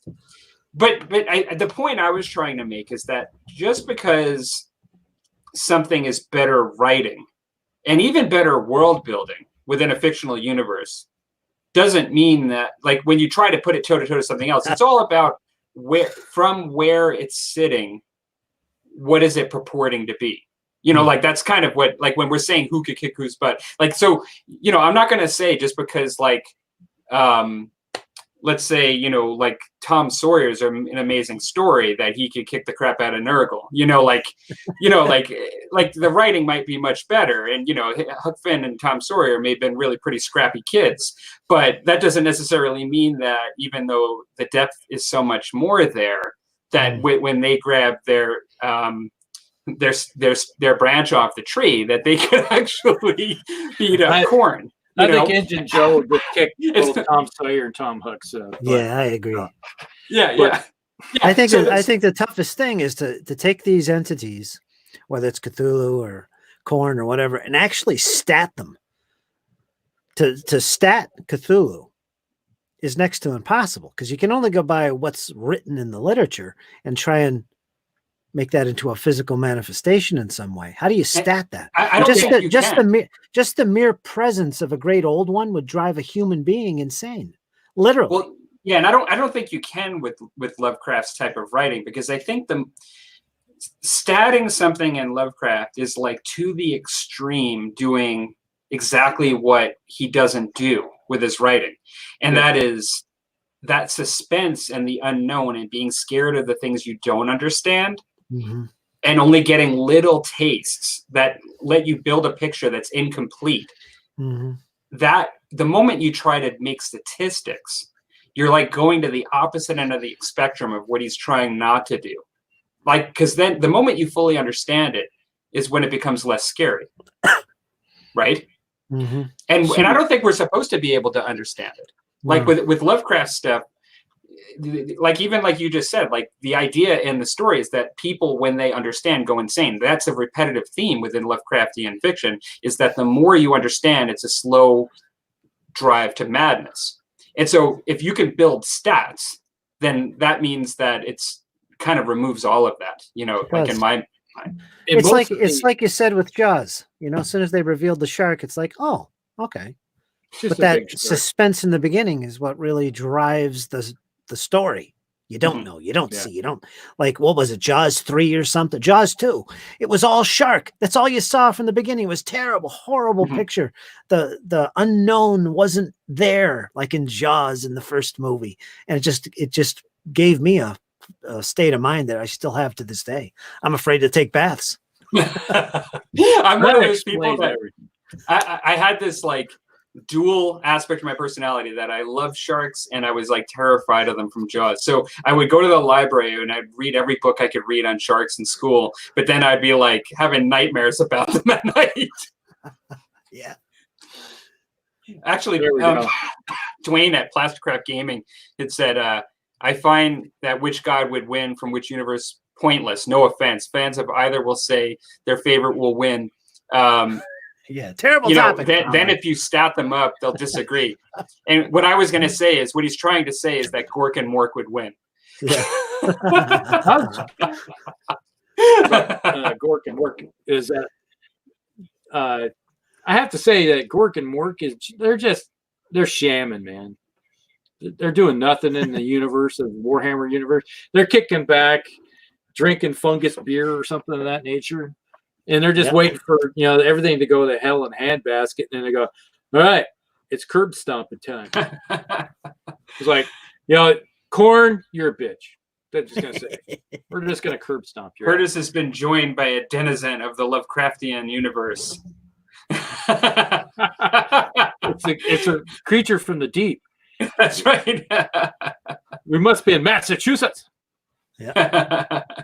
Exactly. But yeah, when you look at, they try to do it in the Warhammer universe, is that the comp is like the Grey Knights, the Inquisition, basically. If a world has any knowledge of demons or anything of that nature, they usually exterminatus the whole planet, right? God. They'll nuke it. It's like, burn it off. It's like to cleanse it, because we need no knowledge. Because once you have knowledge of something, you give it form. And in the Warhammer universe, our psychic and physical universe are kind of separate in one way. But as the humans, we feed the Imperium of where the demons live, and Gork and Mork, and even the Eldar gods are part of. And then you have the Necrons and stuff in there too. You can throw those. They have the shards, right? The shards. And just to change the topic real quick, kind of, what do the Eldar? Do they have their own gods?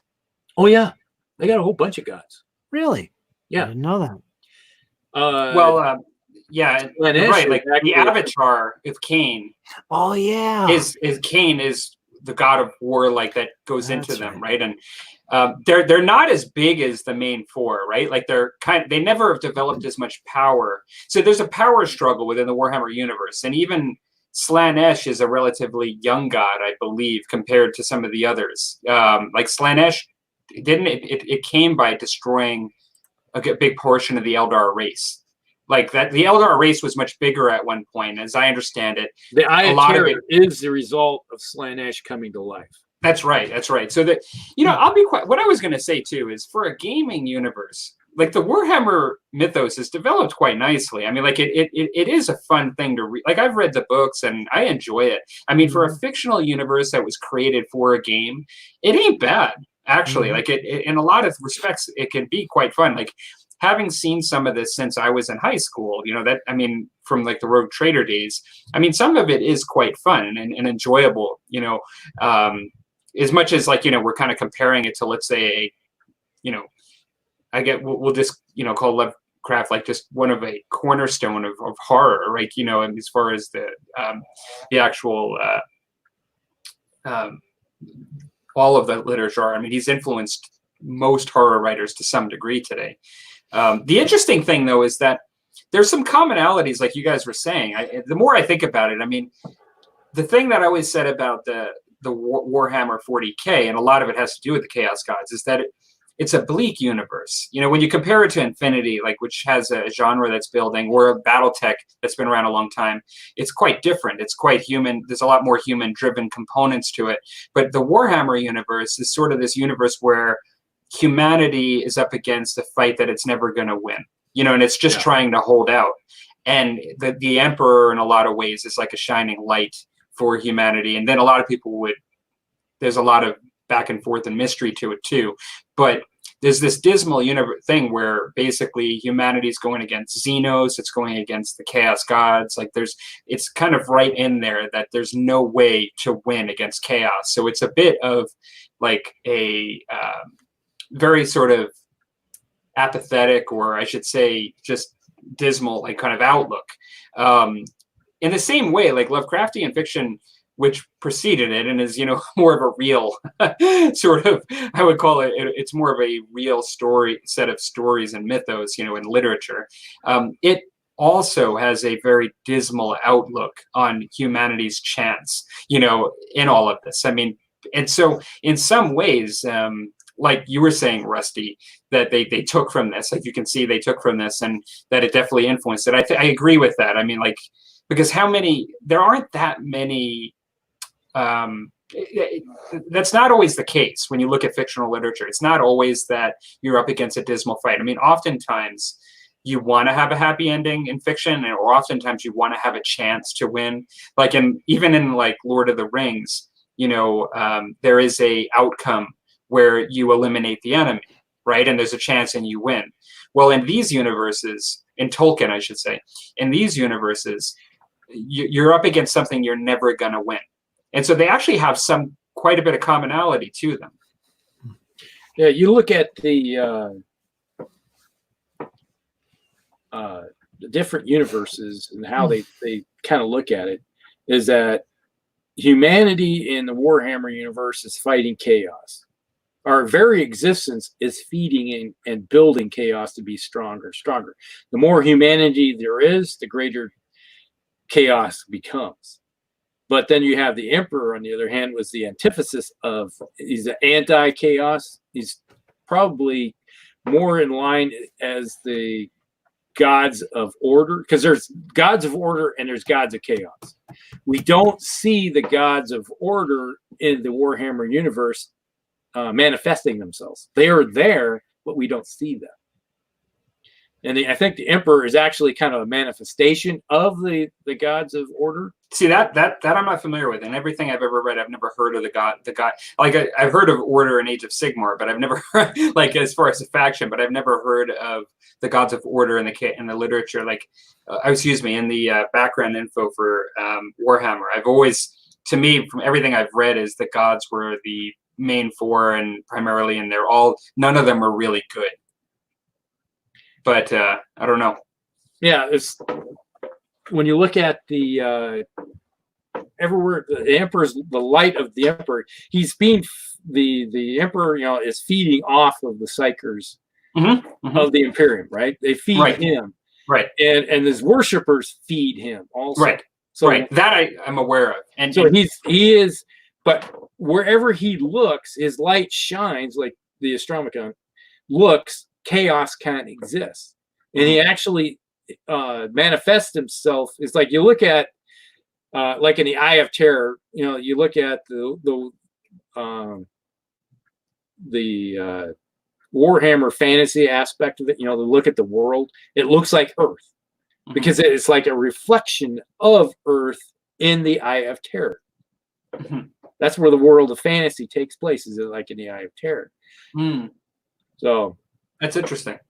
So you have the battles going on. You got all the different gods they're fighting over on the same planet. So you have the pantheon of the gods fighting it. You have the dwarves with their gods. You got the elves with their gods, which are actually the elder gods. Then you have the human gods, which are fighting also versus the chaos gods. So it's now we have the Age of Sigmar, where every single realm you could think of exists. Yeah.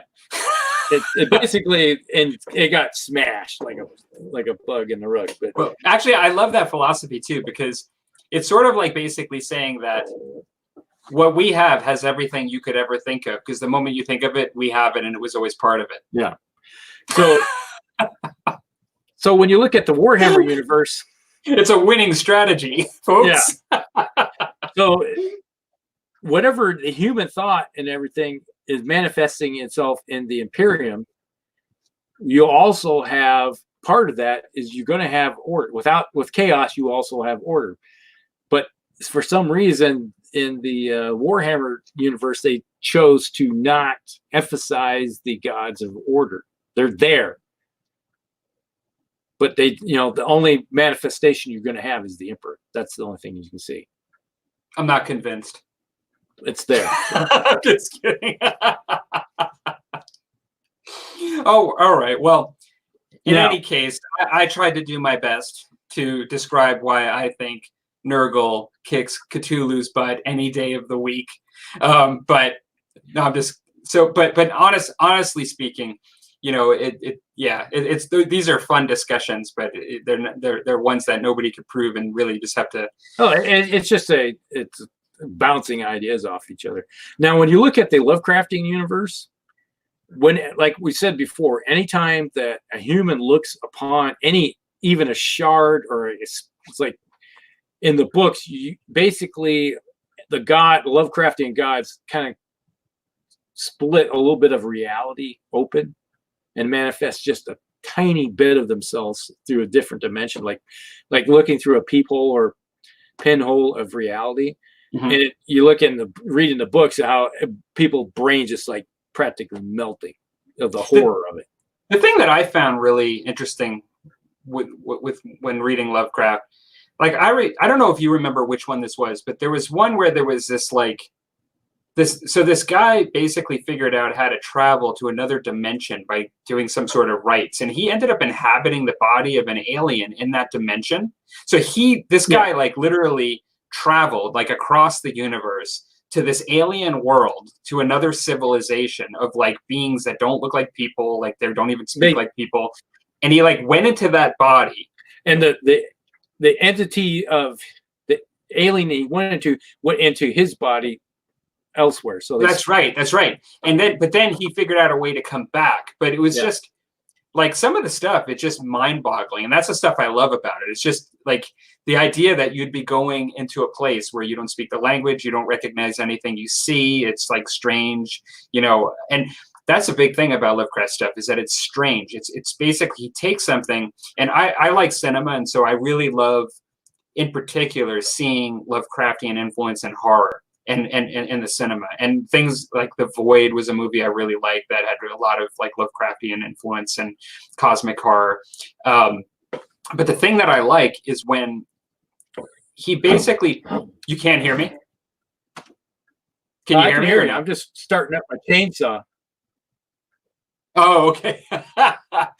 So I like when he basically makes you feel an aversion or horror, like they're kind of the same to some degree, based on seeing something that's just so strange that it makes you disturbed, because it literally challenges your understanding of what you're seeing or what you should expect on Earth or in our human perspective.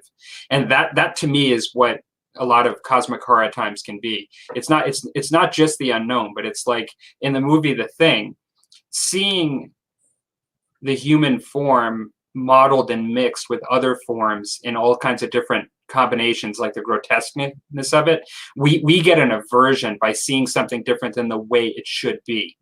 And I think that that's a part of cosmic horror is actually that sort of aversion. And he goes to great lengths in his stories to explain these kind of things, like the Mountains of Madness, when they go into the Antarctic and they see those beings, and like the stuff he describes, it makes you feel an aversion in the way he describes it, because it's like beyond order. It's not the order of our human understanding. And that's part of what I really enjoy within the Lovecraft genre. Our sense of reality is just ultimately destroyed if we even take a glimpse of what's going on. Because when you, as Curtis, you said, is that Lovecraftian entities are mostly in a different dimension. We only see a small fragment of their actual physical form in our dimension. And even then, when we see their form in our dimension, physical form, it just cracks our brain. We can't handle it. Since I play a lot of Call of Cthulhu, I just got the 7th edition, just started playing that. And if you ever play that game, that's what it's all about. It's all about combating the forces of the great old ones, finding ancient tomes lost to time. Just the very words on the tomes themselves will melt your mind. But they can grant you powers to fight the evil. But those powers can also corrupt you. And that's the whole premise of the role-playing game, is that you play these investigators that try and solve these mysteries. It's a fantastically good, fun game. Just because of that, it's like watching a horror movie. You get into that, and you experience all these situations. But one of the elements that I love about the game, in the Call of Cthulhu role-playing game, is that insanity is something you keep track of in your game. On your character sheet, there's insanity points that every time something nasty happens, maybe you come across a mangled body in the woods, that could cause you to lose an insanity point. If you were to face a great old one, you'd probably go instantly insane in the game. There would be no coming back from that. And the fun thing with that rule mechanic, going insane, is that whenever you gain insanity points, there's a chance you'll do something random and crazy, like tear all your clothes off and run out in the woods just randomly because you gain some insanity. Sometimes it's permanent and can last, and your character is just, he's got a schizophrenia from that point on, and you play this stuff out in the game. It's a fantastically good, fun game. And Palmer, you should try it. It makes for some interesting live action role play when you tear off your clothes and run into the woods. I bring that up because I had that happen. I had an investigator go down into a basement. I encountered something very nasty. The GM took control of my character because he went insane and temporarily tore all his clothes off, and he was found the next day in the woods chewing on a stick. But yeah, that's the fun of role playing in that kind of a universe. But you were not saying that the GM actually did that in real life. No, not real. Like no. Okay, because you said you had that happen, and I was like, wait a second, what is he saying? No, in the game, no. But the live action role play where people do where they act it out, like that's what I was saying. Like that could be quite interesting. That would be interesting. That would be iffy. We're thinking of like Mazes and Monsters from the 1980s, like going down into the sewers, right? Yeah. I'd like to throw out there is that different TV shows, Ash versus Evil Dead, right? Mm-hmm. Like my boomstick, baby. You got my train top. It's like I can't even say it. Necronomicon, right? That was the whole part of that. He opened up the book and he read from the book, and it opened up a dimension. So all the beasts and everything that were part of the Lovecraftian, that whole Ash versus Evil Dead, that is Lovecraftian. The whole thing, that is that Lovecraftian. So they opened up that part of that dimension, so the entities were trying to come through, and he's always battling these things. And in Walmart or whatever, Kmart or S-Mart. This my boomstick's only $109 from. I think the great thing about Lovecraft, when he did his writing in the beginning, it was so new and so different. It marked a turning point in literature, horror literature. And I think to this day, game designers and creators and fiction writers draw massive amounts from his writing. Just the idea of the great old ones and this idea of cosmic horror and stuff. The other day, this is a little bit off topic, but the other day, a friend of mine, there's a role-playing game out there called Alien. Yeah. It's based on the Alien movie. He had a problem. His one of the players came up to him, and he had an adventure written, and he showed it to him. And the problem was it was all very predictable. It involved an alien, and this is what happens. And what else can you do with a role-playing game about Alien? And I told him one of the most important things in writing and storytelling is theme. And what is the theme of Alien? It's all about this solitude, loneliness. It's all about this impending doom and horror, the mystery of an alien entity or being in existence.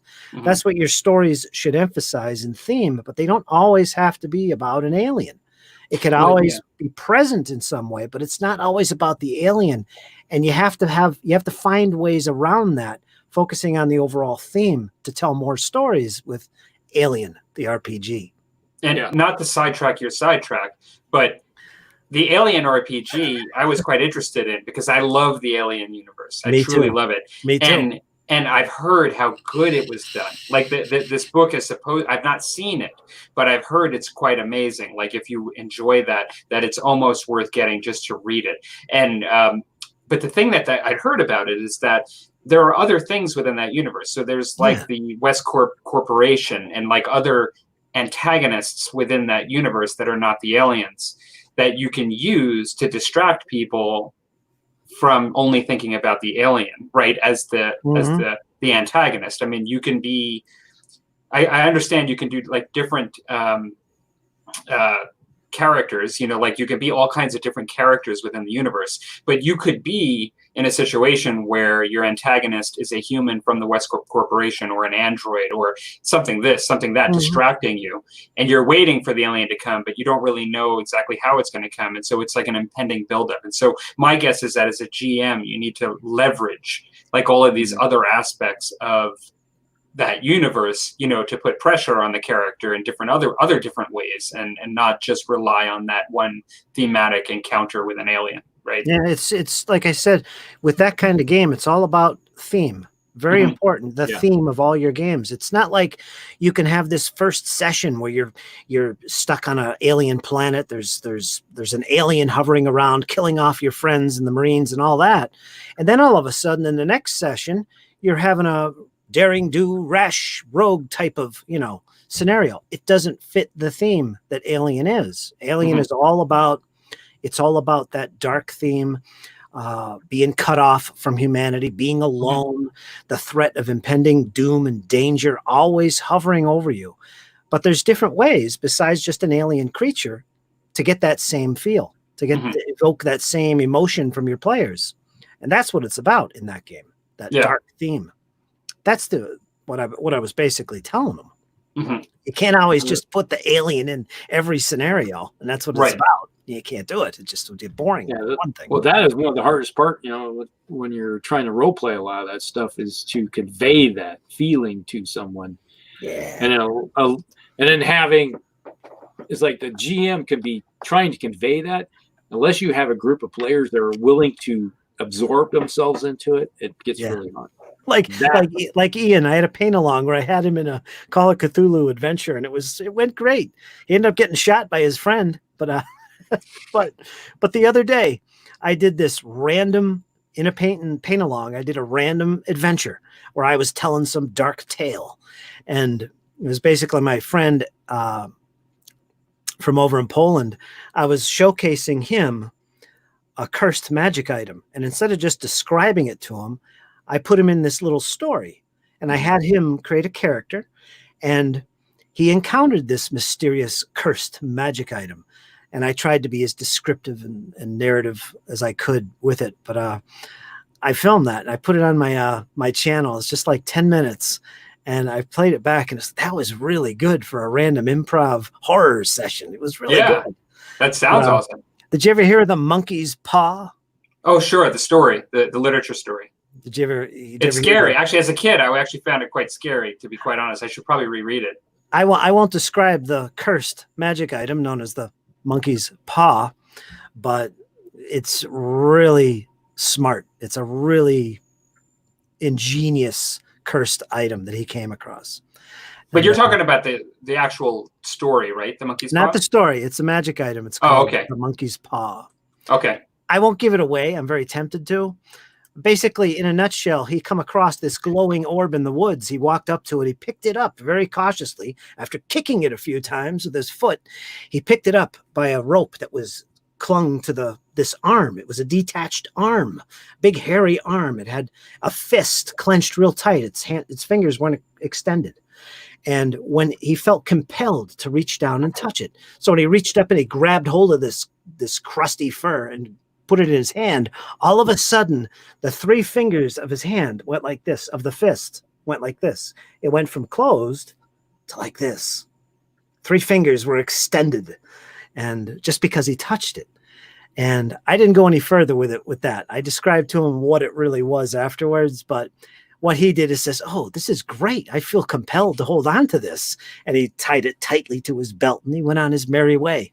Well, I'm not gonna spoil it, but those 3 fingers were symbolic of something. Think of wishes. Only remember, this is a cursed item. It's interesting. Yeah, you reminded me of something. In literature, there is actually a classic literature story called The Monkey's Paw, and I remember as a kid. Story. Yeah, I remember reading it and being quite like, it's a kind of a horror story actually in a lot of ways, and it's actually just what we're talking about. It's basically horror, suspense. It's all built on suspense. It's about somebody brings this thing into a house and describes it and describes all the things that it about it, and then there's this anticipation about what's going to happen because you brought it here, and it's quite. Now I have to read it. I actually now that you mention that, I have to go back and read it, because I haven't read that since I was a child. Like, I read that so many years ago, but that is interesting, Curtis. Yeah. I think it made me think how horror plays a role in our hobby in gaming. Not necessarily historical miniatures gaming, the horrors of war, but that's different. But horror itself, like the mythos of Lovecraftian horror and Warhammer and Even D&D for that matter.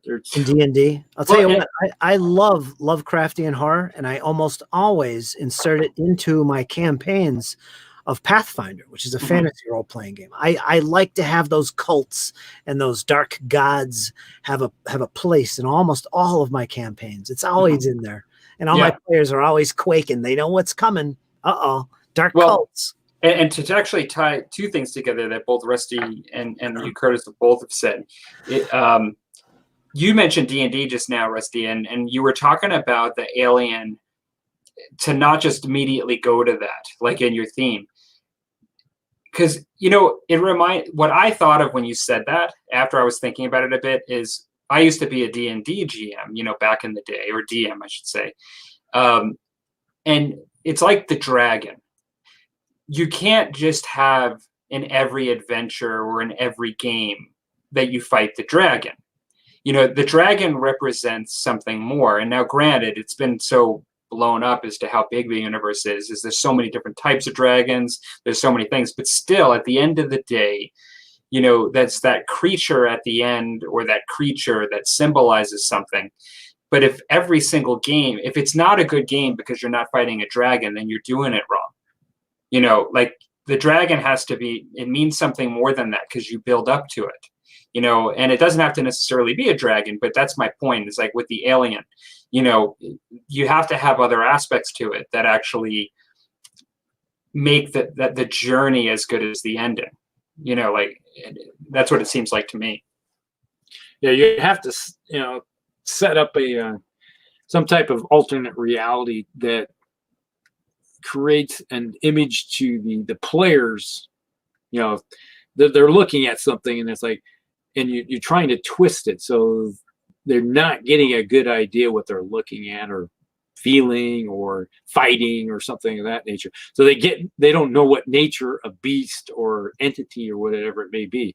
So they're just trying to get them to flail around and just like, that feeling. It's like, how do how you bring that across to them in a horror aspect of it, when in some ways it could be just, run of the mill something, monster or whatever it may be. That link you posted, the monkey's paw, that's exactly what the cursed magic item is based on. Yeah. And is that link, I haven't pulled it up yet, is that the short story I was talking about? Or it's the Wikipedia.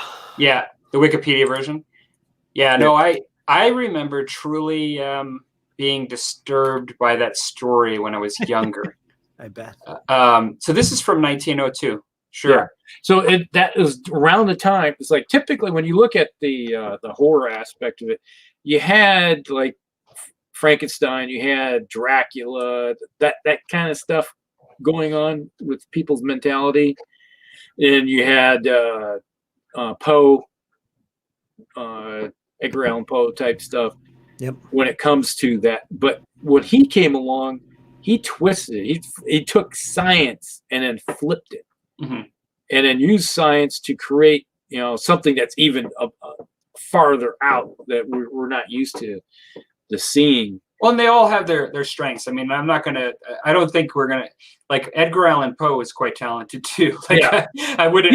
He did everything. He did word battery on your brain, trying to flip you. Yeah. In a different aspect.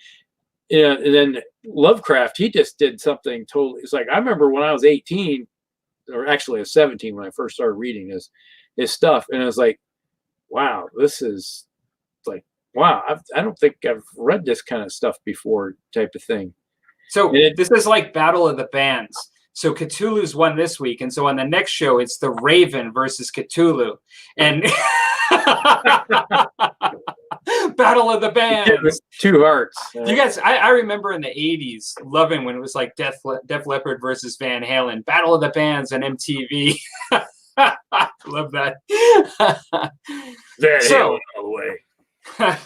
They did win that one, although I was a huge Def Leppard fan at the time. They did win. 1984.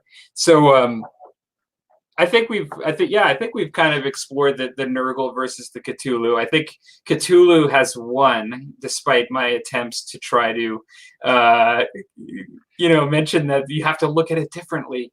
I always like to say that after really reading everything, just to say, I think that the Chaos Gods of the Warhammer universe are the same pantheon as Lovecraft.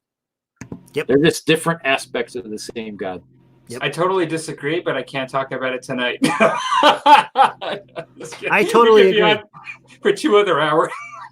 I totally agree. They slip right in. Well, maybe in theme, maybe they could be easily worked in the way they were designed. Well, Palmer, you gotta realize, literature-wise, there was Lovecraft's creation, right? Here's these game designers. Where do you think they got inspiration from? No, I understand. They pulled from that stuff. You know they did. No, I understand. That by default, the weaker deities. You could almost argue that with anything. Like you could say whatever came first means that it is what designed after, right? Like you could say then like whatever like Boogeyman was made in like the 1800s is actually. The point is Cthulhu is the father of Nurgle. And perhaps perhaps you're right. Perhaps you're right. That's my guess. Because honestly, there's so much depth to Cthulhu, and you picked Nurgle specifically. I'm not sure if you said Khorne, it would automatically make sense. But because you said Nurgle, I can't disagree. And even if you said Tzeentch, I wouldn't necessarily disagree. Because some of the concepts of them were so relatable to the Cthulhu mythos that I can't disagree. Was it Yog Sothoth or something? Sothoth or something like that? Sothoth. Did I just say it? Yog Sothoth. I think that is when you read about Yog, is that's Tzeentch. Okay. It's like they have all knowledge, arcane knowledge of everything type of thing going on. That's Tzeentch, right? Mm-hmm. Yog is the same way. So it's like the parallels are almost like But like who's the god? Like to me, there are some that are not like I see Nurgle and Tzeentch to a certain degree. I see the depth of those gods and the way they're portrayed in Warhammer 40K to be a little bit more juicy than, let's say, Khorne, who's just like the god of war, and he's on a mound of skulls, and he wants you to kill as many people as possible, and he gains power from being killed. And I don't see the tie to Lovecraft there as much. Not to say that it's not there. I don't know, but I don't see as much depth to that god as, let's say, Tzeentch. Like I clearly see a greater depth. Yeah, I agree with you there because Khorne is something totally different compared to other. It's like the bloodlust. There's an animal instinct. Khorne is animal instinct, bloodlust, just seeing red type thing. Now that I remember, it's like look at my notes here. Hashdor is, I think, is more Nurgle. Now after reading through everything, it's like more of a pestilence god. There's another one that's a pestilence god. That's a lesser god that they talk about. So it's almost like they have. It's like you have in the Lovecraftian universe. It's like there's kind of this god, but they kind of split them out into different, like shotgun them out. It's like you're seeing aspects of them, and maybe each cult says, "Oh, they name this god, but actually it might be the same god over here." So that type. Well, and that's part of the thing that makes it interesting, because sometimes when you have things that are just diametrically opposed and a bit simpler, it makes more sense for the purpose of gaming, but it has less obscurity in the sense of like from the narrative, in the way like because you're not really meant to fully understand how it works, like in Lovecraft. Like if the moment you fully understand how it works, then you've seen the shark.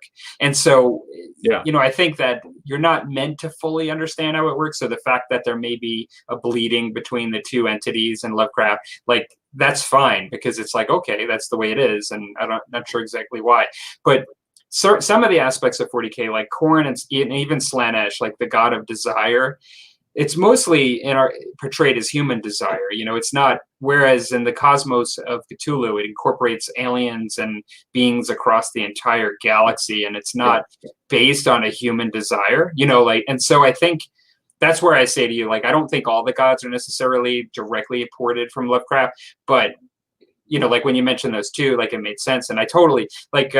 Plastic Crack Gaming, Dwayne, he says here, 40K ripped everything from Dune to 2000 AD, Lovecraft, and many more sources. And so that probably makes sense. And anytime you take somebody that kind of makes something later, oftentimes it has influences. It's not too often that, let's say in music, somebody creates a new style of music that had no influence before it, right? Yeah, we learn from everything. It's like, that's the human condition, is that our upbringing affects what we do later in life. It's like you look at the Warhammer mythos, how they designed it and everything, and then even the humans, different armies and aspects of that. They took from this, then they took from this, and it's like they're grabbing things and creating a universe out of it. And I totally understand what they did. But you can see images of source material that they pulled from. That's part of it. And making the connection between the gods of chaos and where they pulled those from is from Lovecraft. That's where they pulled that from and created it from there. To me, it's like night and day. It's like, oh, yep, they just took the Lovecraft stuff, renamed it, and took aspects of those Lovecraft gods and then made their own. However, when you actually, and I'll still argue this, I'll actually argue this to you guys, even though you've said what you've said, I'll argue this to the very end, is that when you compare things, you have to compare them not from within their respective discipline, but from what they're meaning to be within their own sphere. And so, theoretically speaking, if somebody creates their own fictional world, and they say there's one benevolent God and it controls everything, and at the snap of a finger, he can kill everything within the universe. And if you say, what's more powerful, Cthulhu or that? Well, it's kind of a moot point. I mean, it is whatever you want it to be. But at the end of the day, one purports to be, even though it doesn't have the depth, and it was made by the guy that lives next door in the house next door from me, and like he's not published, if you're going to say, like, it's all relative, right? But it's all what it purports to be within its own discipline. Like, I think from what I've seen, even still, that like what they want the Warhammer gods to be when they made it, is they want them to be a bit more ever present and omniscient. Now, having said that, there are aspects to the Lovecraft universe. I've not read every one of his stories. I don't know it through and through. I definitely don't know the expansions to even beyond what's been done, necessarily. And so it doesn't sound, it sounds like the very fact that you have a pantheon, the bigger you go out on a pantheon, it sort of dilutes sometimes what any one is within the whole thing, because it's meant to be, So the more you kind of narrow it down and the more you kind of make it to be ever present, they want it to be, they want the four gods within the Warhammer universe to basically control everything in the universe. They're fighting, so there's no clear winner between the four. They're at a standstill, but they're kind of ever present throughout everything and omniscient and yada, yada, yada. Whether or not, like, I don't think it has the depth by any means of like I've said, the Lovecraft universe. But to the same degree, I think the points you made, Curtis, and it's great that you came to the show tonight for this discussion, because Rusty and I were talking about it, and we were saying that, you kind of DM a little bit in here, or GM, and your point about like multi-dimensional and like the fact that what you're seeing is only one aspect of it. I mean, it just creates a level of depth and a level of uncertainty as to what really, in the end, it actually is. I'm gonna have another drink on that.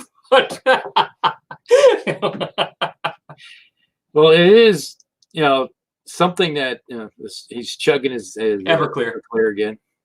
Wow, dang! I don't know how you do that. Smooth. I'm glad you don't have an open flame around there. Woo! But yeah, it's mind-boggling in a lot of ways.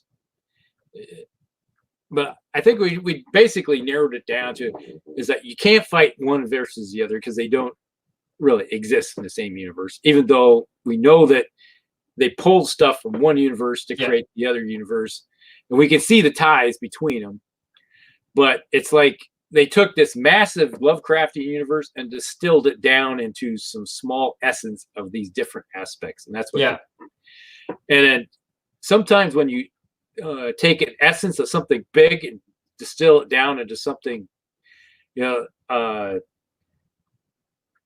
like Jaws creates a terror. I don't want to ever go on the water again, the ocean. I was like, I can't do the ocean. Nope, can't do it. Sharks out there. Gonna hum.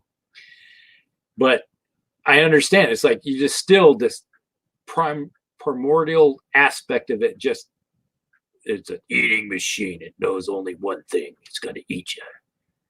That type. And in Jaws 4, The Revenge, it roars, even though sharks can't roar. And it flies on a tornado. Like comes out of the water. Sharknado. Yeah. But yeah, I think we kind of beat this one down a little bit. I think we took this to levels we never thought we would. Yeah. Did I mention the Blob? Oh God, I love the Blob. Oh, that scared the crap out of me. I love that movie. Watching that, he's sitting there reaching down. He's like, something stuck in a drain. Such a great movie. Yeah, right down. I feel like there was that's a sidetrack, Curtis, but I feel like the 50s and 60s horror monster movies, they're like a cultural time that like just doesn't exist anymore in some ways. Like, you know what I mean? Like that, like those kind of movies, they did like it was a different time. How many people here have a hard time when they squash a fly or worried about squishing somebody? Help me! Help me! Oh no! Oh no! What's that? Splat. Well, I think we've made, without a doubt, I feel like I say this all the time, but we've actually hit another all-time high. Like this is 2 hours and 15 minutes. Like our hour show that we started with is really, really transformed over the years, I can say now. Yeah, I want to leave you with one thing here. Is like, Palmer, you watched the movie It, right? Sure. It 1 and 2. Where do you think Stephen King got his influence for It? Well, I mean, Stephen King, I don't know where he's got the influence for It per se. He has said that Lovecraft has influenced him. Yeah. Yeah, and so he's said that in interviews. I've watched interviews for him. It's like It is actually like a Lovecraft aspect of a Lovecraftian god. However, I was actually a tremendous fan of Stephen King as a teenager, and I read him over the years, and I stopped reading at one point.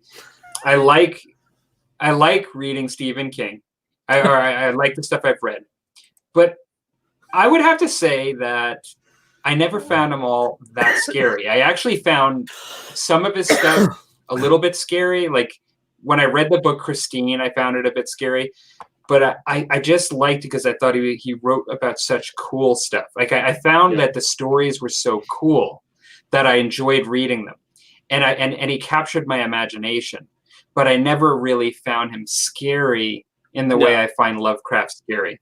Yeah, I agree. And so to me, it's a bit different. So when we say like Stephen King was influenced by Lovecraft, I'm not saying it didn't happen, and I'm not saying that. But I'll be honest, I actually don't think he touches Lovecraft on a dread level. I found that he's an amazing writer. Well, I love like the Gunslinger books. Oh yeah. But they're not even really meant to be as scary as like his horror. But he's just a great writer when it comes to fiction. He's a great writer with stories.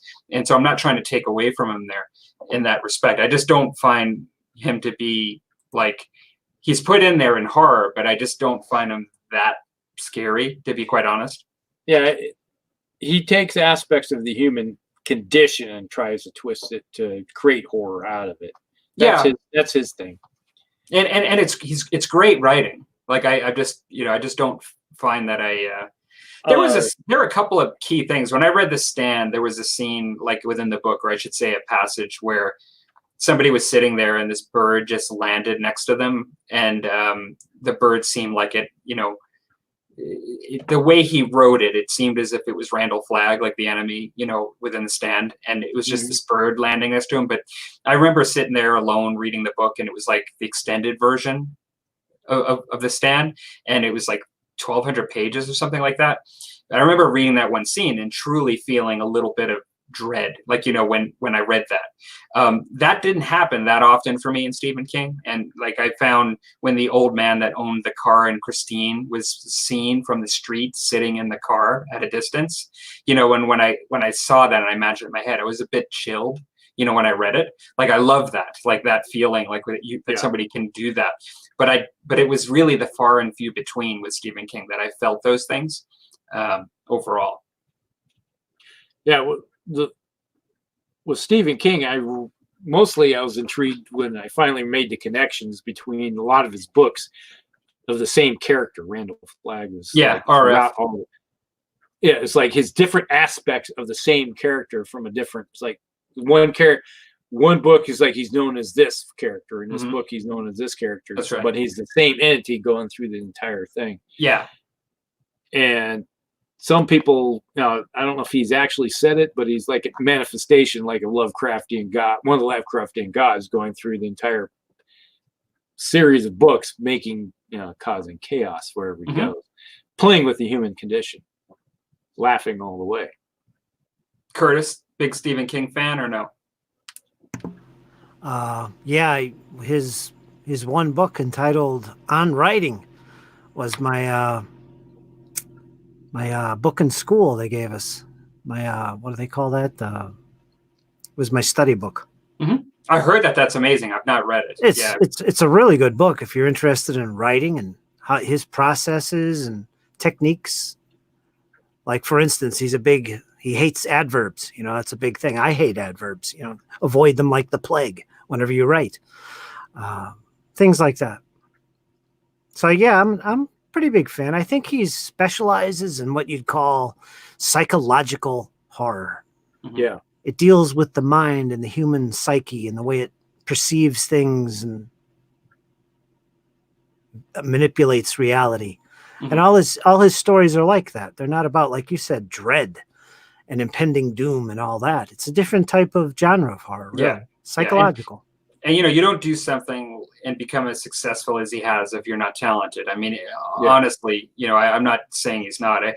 I actually, that's the thing is like when I read, let's say, fantasy, you know, like Tolkien or something like that, I just oftentimes find it very cool is the word I use. Like, I just love the imagination that's portrayed and the world building and like some of the background and the story. I think Stephen King has all of that. You know, he has wonderful stories. I just find it cool. I just, when I think of horror, when I go to that level, like I don't find it as scary as some of the other stuff. I just find it cool. You know, I just really enjoy reading it.